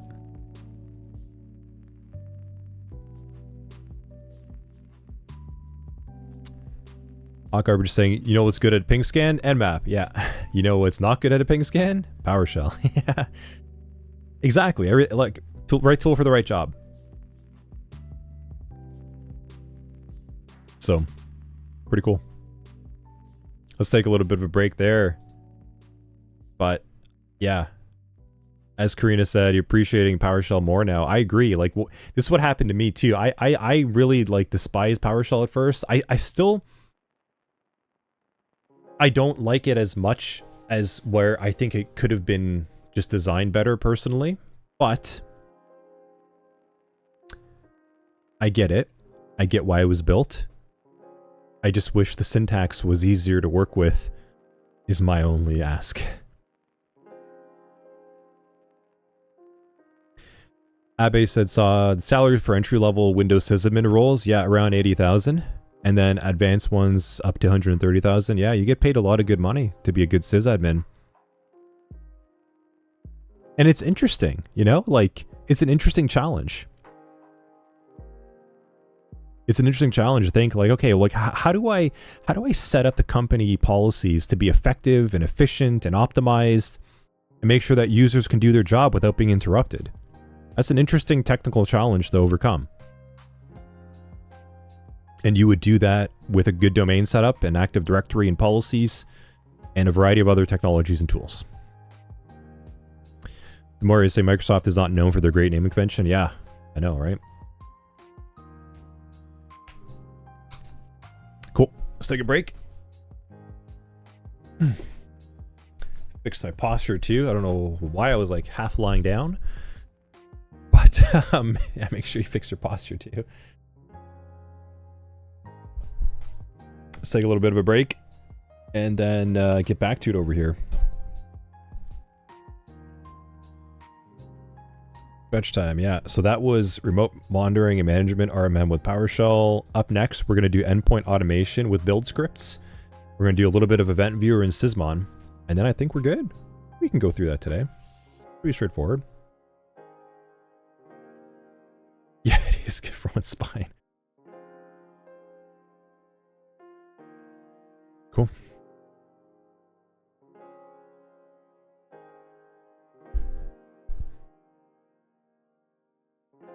Let's go ahead, dude.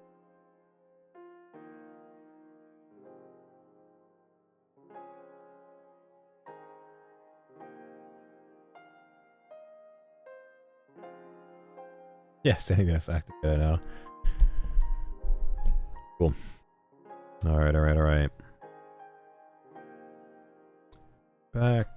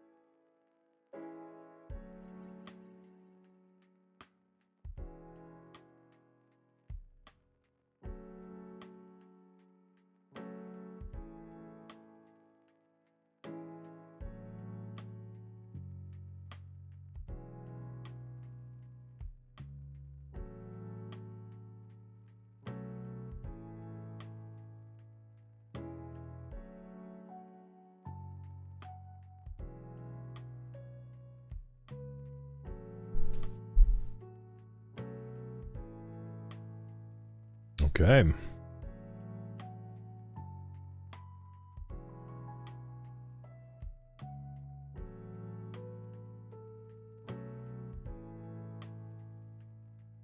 We're back. Got a little bit more to go.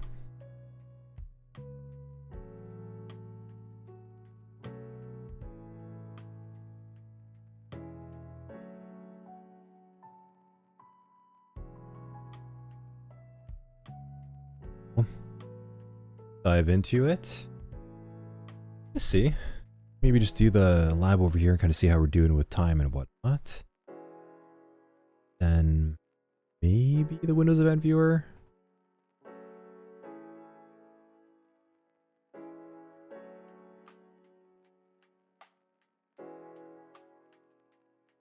Okay. Let's hop in now to enterprise automation with build scripts. So now we're actually going to start getting into a little bit of so remote management is one. So like remote system management is one part of this, but also this starts to get borderline into engineering, like security engineering, DevOps, DevSecOps, cloud security, cloud administration. So this part, this lab, it starts to tie a little bit into that. And what we're trying to do is provide some level of automation, finally, with everything that we've hooked up. And we're going to demonstrate that using a package manager called Chocolatey. Yes, not just delicious to eat, but Chocolatey is, I don't know why I said it like that. Chocolatey is a software package management tool. It is essentially like providing the Linux version of installing software to Windows, where you just kind of like list packages and it installs it for you, as opposed to downloading an executable, double clicking it, running it, all that stuff. Chocolatey is a package that allows you to build entire scripts of software to be installed by a package type of level. So you can install like Adobe, Chrome, Firefox, you name it. It's all handled by the community. And once it's configured and set up, you literally just do like Choco install Adobe Reader. So much easier. So even if you don't ever use this beyond CI saying chocolate's wonderful. Yeah, so good. I'm actually gonna eat some chocolate after this, I think. Hot Garbage 99. So instead of having to update all your programs manually, you can do it with Chocolatey. Yeah, you can do service updates, software updates, software installations, you name it. A lot of cool stuff you can do.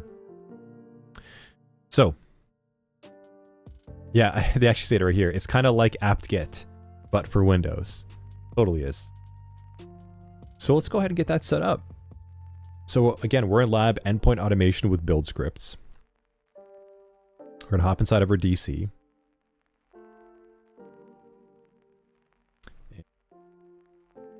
Run this terminal over here. Now, the one thing that we do need to do is we actually, just to make our lives easier and not create like a whole other lesson on script signing and certificates and all that stuff, we're actually going to go and lower the security settings. We have to actually be allowed to execute script blocks, or else this is not going to work well at all. Okay. So we're going to go back to our restrict PowerShell executions GPO. Back inside here. So restrict PowerShell script execution. We can go back inside of... Here, go to edit. And we're going to go to policies, administrative templates, Windows components, right? Windows PowerShell. And let's go back inside here and let's just actually go and set it to not configure. Press apply. We're going to leave that blank for now. You can always go back to it and edit it if you... Let's run a remote update. And I can just do Control R for recursive back search and just type in GPUpdate to find that command. I'll find it, I'll run it. Cool. So that's actually going to push policy back. What it was by default.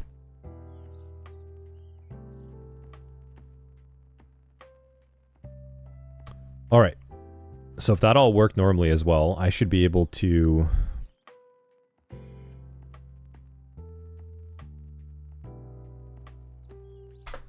go back in as good user and run this. Yep, cool. So back and good to go. I can execute scripts again. So good. So let's go and minimize that. So back in as the DC. We're going to run a command to install Chocolatey remotely. So if you actually go to the Chocolatey website, go to install Chocolatey. You can choose your installation methods, and we actually have to run this command. So if we wanted to do this, we could copy this by the clipboard. Go back in. Now, we could remote in as the good DA and do it. We've set up a very fancy RMM setup where we can do all this remotely, right? So instead of going... Instead of going and doing this, as per them, like this is what they want. This is their whole PowerShell script. We could go and run effectively the same thing, but put it inside of a script block remotely now. Inside here. This is from the lab. So it's just taking this and putting it inside of a script block. Just so that we're clear on what we're doing. So I'm going to invoke that command remotely.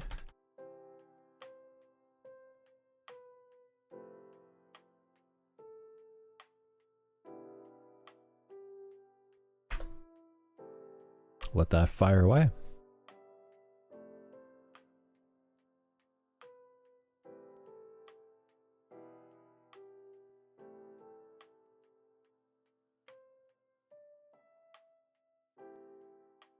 Cool. See that little download that just happened? So it downloaded the package manager itself.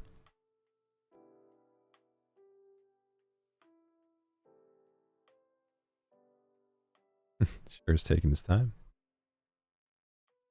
Oh, okay, cool. There we go.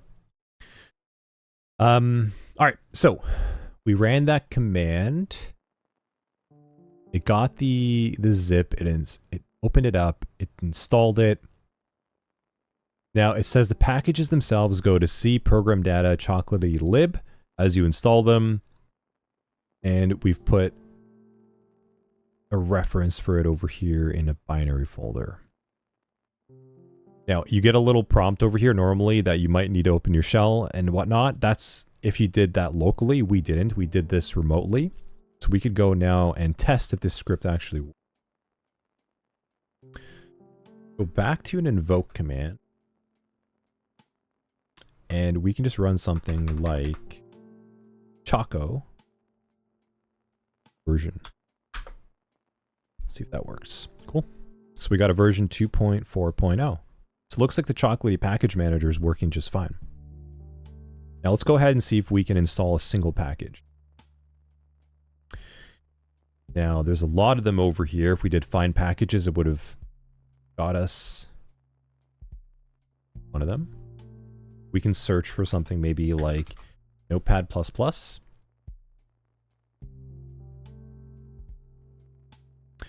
it's saying all we actually need to do is Choco install Notepad++ to run that command.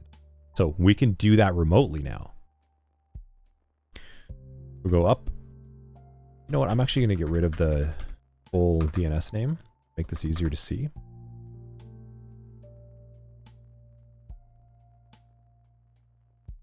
So I would do something like Choco install Notepad++, and I'll throw a tac Y at the end, just to kind of force it for any prompts that might appear. Well, you can see what's happening. Found the package by installing it. Yes. Downloaded. Whole bunch of install stuff going on. Boom, installed. Doesn't that look like Linux? Doesn't that look like we're back on Bash, but on a Windows terminal? That's pretty cool.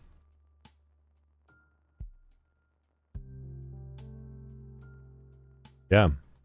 So we could also now list the applications that are installed just to make sure that it worked. You can run a Choco list command. Take a look at that. So 5 packages have been installed. We can see Notepad++ 8.7.2 in the installer as well. Now let's RDP in. We're as good user, and we should be able to immediately see Notepad++ has been installed for them. Pretty cool. Open that up, and now we've just got like a nice fancy super notepad, which is a really popular editor. Much better, right, Zeno? Yeah, much better. Hell yeah, now we're back at package management. Remotely, automation, build scripts. Life is good again. No more like downloading an executable. See, that's yeah, right it is. Yeah. That's just nice, right? Like that's so smooth. So we have a full remote management system set up for us now with all the policies and protocols we need to support it. We can run Chocolatey to install packages on Windows, which is just like having a Linux experience. Nice and fun. So now you're ready for... Abe says, as of this month, you haven't found any CVs related to Chocolatey. Yeah, that's actually really cool. Solid. Chocolatey is amazing. So we can also do you can like check this out. If I go to packages and let's say I want to install like Adobe Reader, Chrome, what else? Edge, Zoom, Java. For some reason, might need Java, Python, 7-zip. Now take a look on the left over here. We actually have this ability to compile. It'll save like out what we want to install. If we wanted to do that, generate a script. Hit next. Individual's fine. You could use some more advanced commands as well too. And here you go. Here's your script. Nice and easy. So you could actually save this now as like a config file and then execute that with some more automation. So if you wanted to set up a workstation like a brand new one, when they join the domain and enroll, you could then execute a script that installs everything from like a chocolatey build script if you wanted. Now we're going to go ahead and do that all in one line though. And what we're going to do is go back here. Let's kind of show what we're going to do. We're going to do another invoke command, but we're also just going to run multiple Choco commands in one line and just separate it by a semicolon, execute them in sequence. Close that RDP. Go here.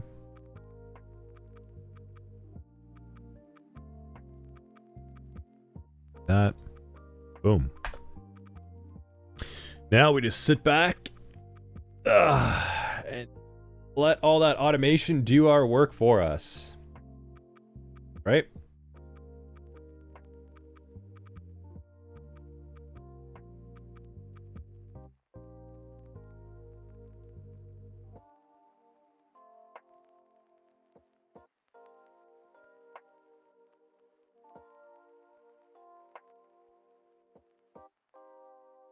Yeah, that's right, CI.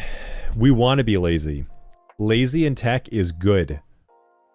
You want to be lazy. You want to find like a nice, simple, reliable solution that works every single time. You don't want to maintain it. You just want it to work. Lazy is good.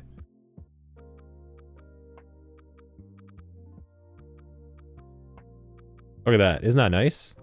It's like all the scripts running, executing it for you. Sit back.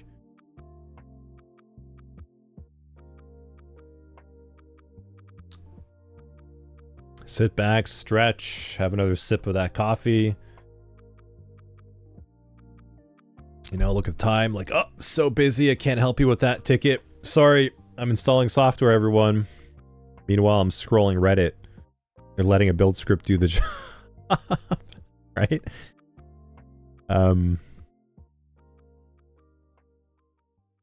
Yeah.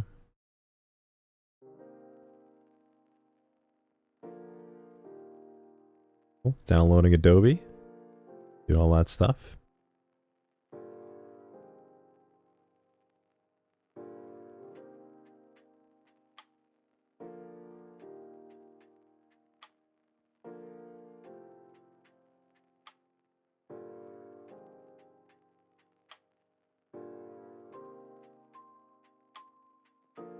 Less stress is good, it's right.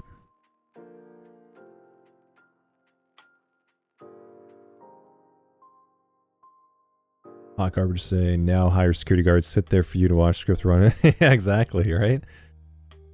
So yeah, what was a money quote? Yeah, I said, if you ask for money, you'll get advice. But if you give advice, you'll get money.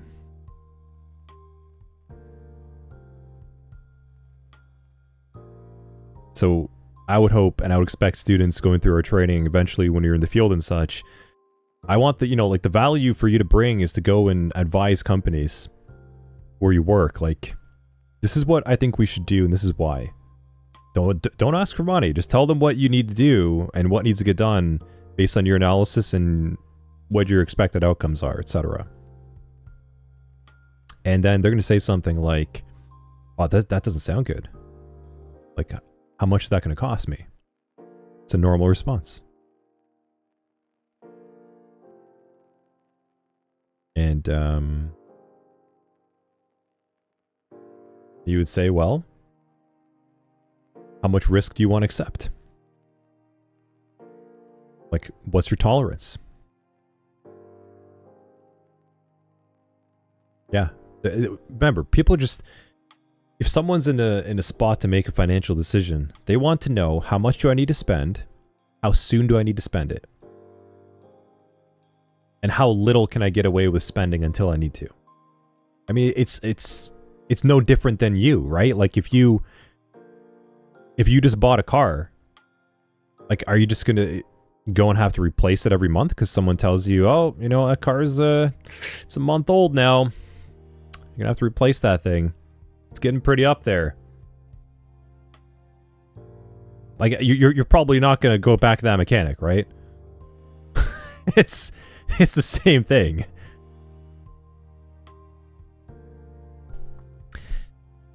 Abby's saying, yeah, you know, so just to kind of go back there, Abby, like these are just like what the common lists are, like what people are looking for.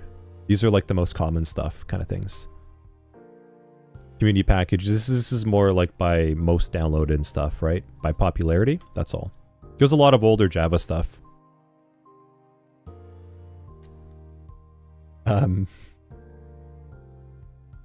Yeah, they're also like it's not important until it is, exactly. Hades. Not every month, man. Every week. I'm kidding. I mean, I don't even wish that. Like, that'd be so pointless.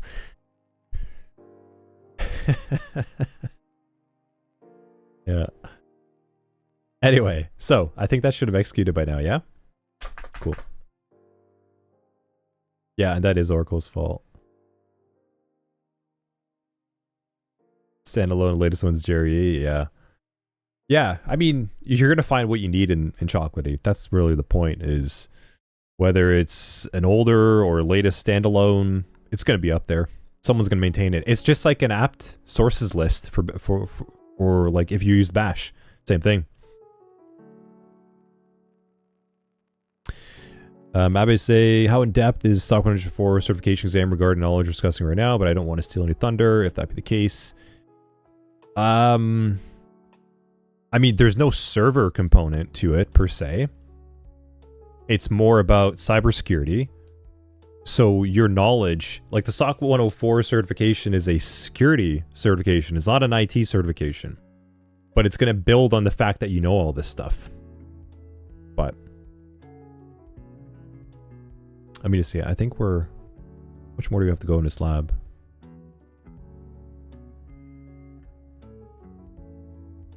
Oh, yeah, that was it. Kind of just running that over there. And then I think if you wanted to... hold on. Let me just kind of show that one last part. So back in as good user, and then we'll talk a little bit more.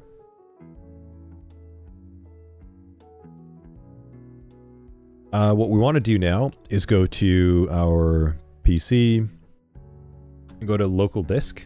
And we want to go to actually program data, which is going to be a hidden folder by default, right? We covered that before. Program data. And then you can see Chocolatey, you can see bin, all the binaries. These are like shortcuts. All the supporting packages are inside here. So it kind of creates like, it kind of makes like its own version of having like etc and opt and bin in Bash. It tries to like bring those folders, almost like that kind of structure, over to Windows. So now we can go inside over here and take a look at like maybe auto runs 64. Oh yeah, a little teaser of where we're gonna go. But later on, we're gonna be looking at auto runs, looking for persistence mechanisms and malicious activity. So now we actually have some sysinternal tools to work with.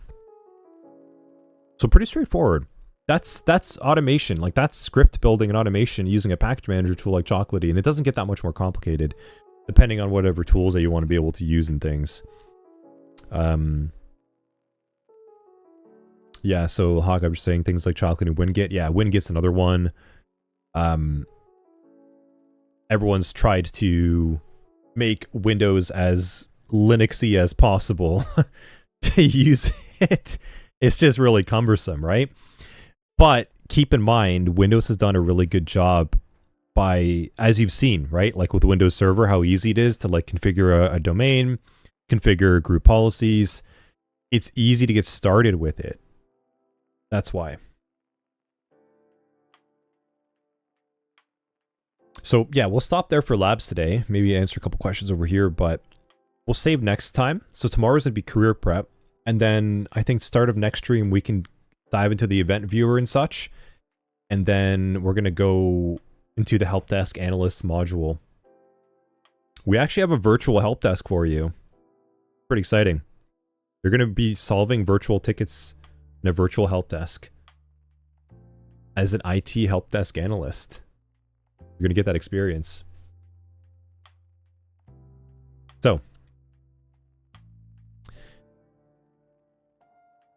Let's take a look. What was the question up there over there? So how in depth the SOC 104 certification exam regarding knowledge we're discussing right now. So yeah, it's the SOC 100 TAC 4 certification is going to be called. It'll just be called like the SOC 100 certification. That's what it's going to be, like the official name of it afterwards. SOC 100-4 is just it's a component in that sequence. We just kind of gave it its own name. It will be you working as a junior, like basically as like a SOC tier 1 analyst, and a virtual SOC will be your exam.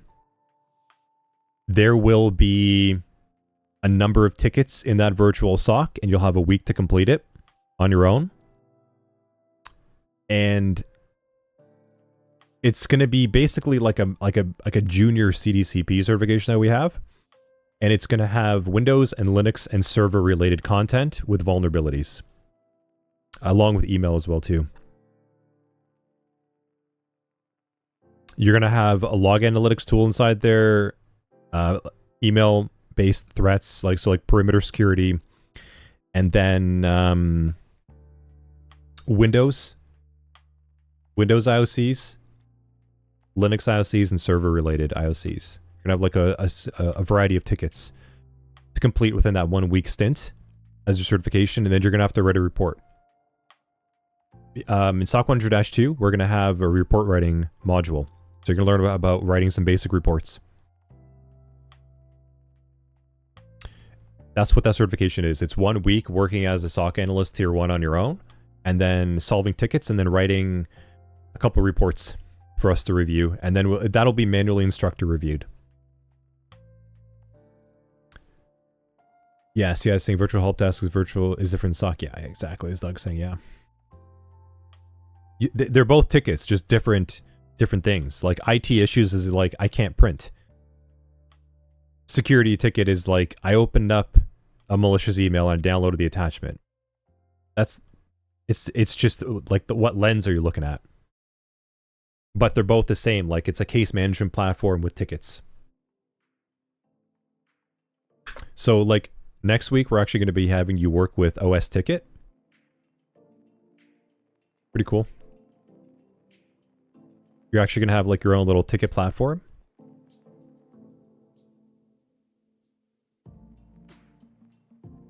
Yeah.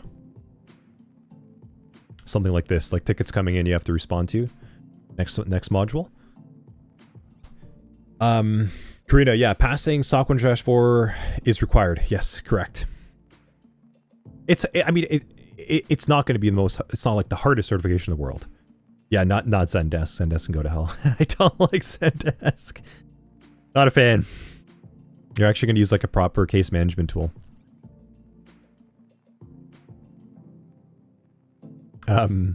Yes, it is required, Karina. And we are going to be updating the start date for the winter cohort. So I think we're going to do it starting on, I think it'll be like March 10th. So like 2 weeks after SOC 100 Attack 4 is done.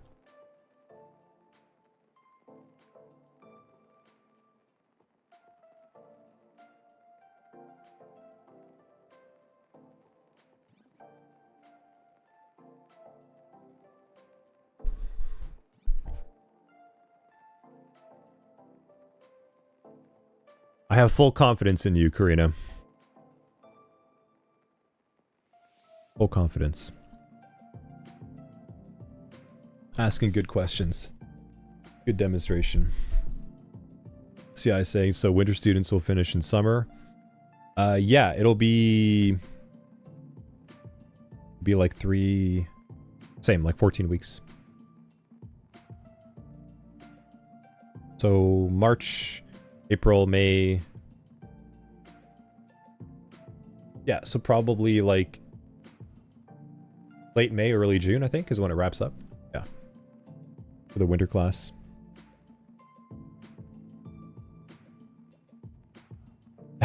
Zena. You felt like getting pranked? Yeah. You're gonna get tickets like that. Like my mouse isn't working. And it's just not plugged in. That's just how it goes. I kid you not.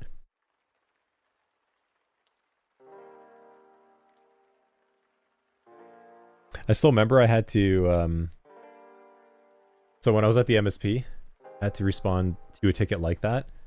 And I wasn't there, right? So I had to, so they called me. They're like, the mouse is not working. It's like, well, first of all, I had a ticket, you know, so respond, like it's plugged in, all that stuff, etc. And they're like, yeah, it's plugged in.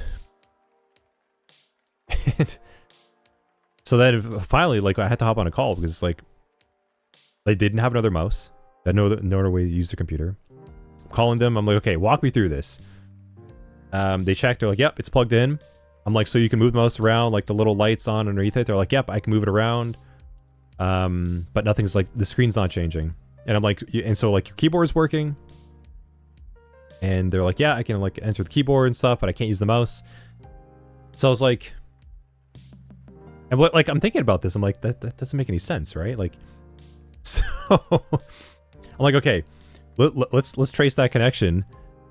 And then they went and they checked where the mouse was running behind the table, and it was just plugged into another computer, like next to it. The other computer had that mouse, it was plugged into the other computer. So, like things like that, like that's just how it's gonna go. And I mean, like, you can't get mad at them. It's just they have a frame, like users have a frame of reference of what they're focusing on to get their job done, right? And yeah, they're focused on what they need to do, right? Like they might work in like sales or accounting or whatever it might be, right? And like they've got their task in their head, like they're focused, they're in the zone. And when something goes wrong, they haven't had any training like this. Like I think you might forget as you start to learn more about this, but like they don't know what the OSI model is. They don't know how the computer really works. And that's how you were, and you're not like that anymore because you've learned more things. So when something goes wrong, they don't even have like a frame of reference to be like there's no spot where their brain's like, okay, it's probably this, because they just haven't had to.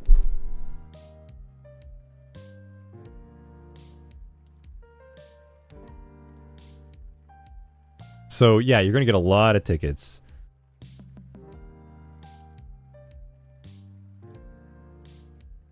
Yep. Sabe, your teen stories as a student cohort, we would take your SOC 104 grader out for a nice meal. I'm not sure what you mean. Wait, you had what do you mean SOC 104? What do you mean by that? Rena, somebody played a joke on you years ago, returned the brightness all the way down. Yeah. Or like the other one where you press, what is it, like Control Alt and the arrow keys and it flips the screen around? Whatever it is. Demorier with an MSP. Yeah, you know, like to Demorier's point, like you all have more knowledge than I think you honestly, you might not appreciate at this point. Where the next time you have like tech support, you might be able to start diagnosing the issue faster than them. Kim is saying I had to explain my boss's web shortcuts I control. Yeah. You know, like how do they work in the office with these years? It's you know the old saying, right? You don't know what you don't know.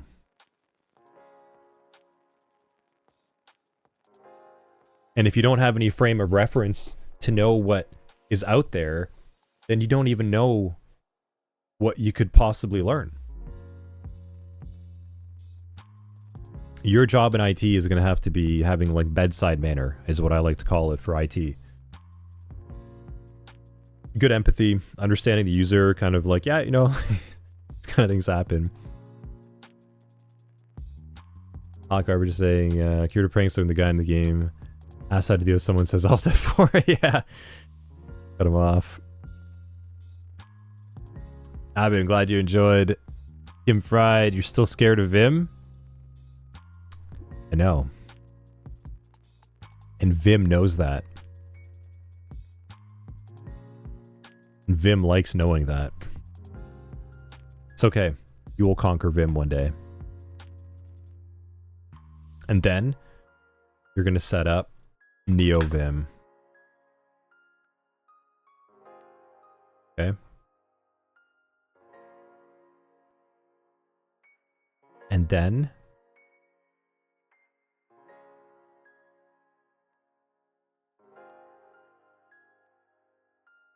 you're going to have a setup like this. Yeah, this is going to be you one day. All this stuff. Never can smell me.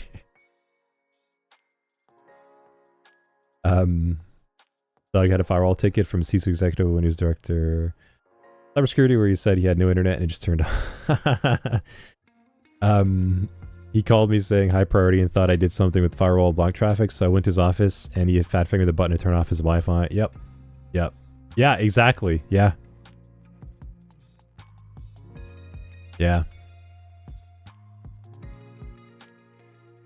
It's just... It's funny. Installing Arch manually. Oh yeah. Cool. All right. That's a good spot to stop. I think we covered a lot of good ground today, covered a lot of cool things. You now know like basic sysadmin work. Very cool. So we're going to go and tomorrow we've got Chris coming in for career prep. Really, really cool stream.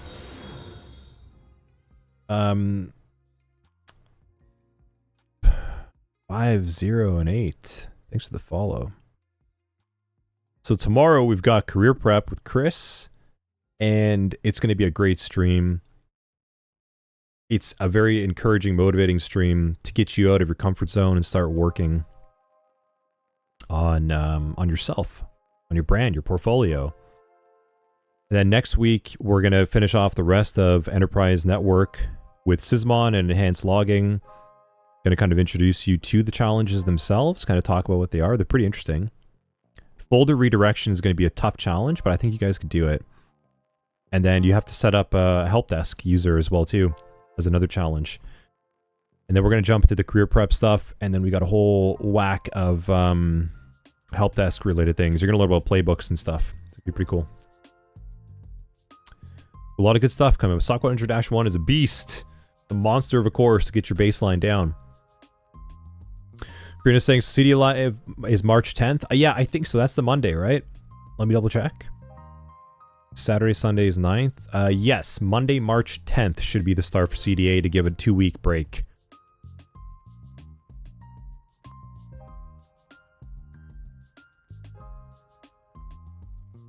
Yep. Cool.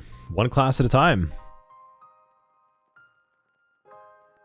So that's it. That's class 14, SOC Analyst, roadmap. Here we go. One class at a time. We're getting there. Thank you again, everyone, for showing up today. It was a Saturday after Thanksgiving, so thank you for making some time as well and being here with me in the stream. And we will continue tomorrow with career prep, and then we're going to be doing help desk and then home lab. So a little out of order. But that's going to move around a little bit just to kind of accommodate the flow. So we'll do career prep tomorrow, help desk next Saturday, and home lab, and kind of wrap things up on the Sunday. And that's the end of 100-1. So yes, thank you again, everyone. Thank you for being here with me, and we'll see you tomorrow. Have a good rest of your Saturday.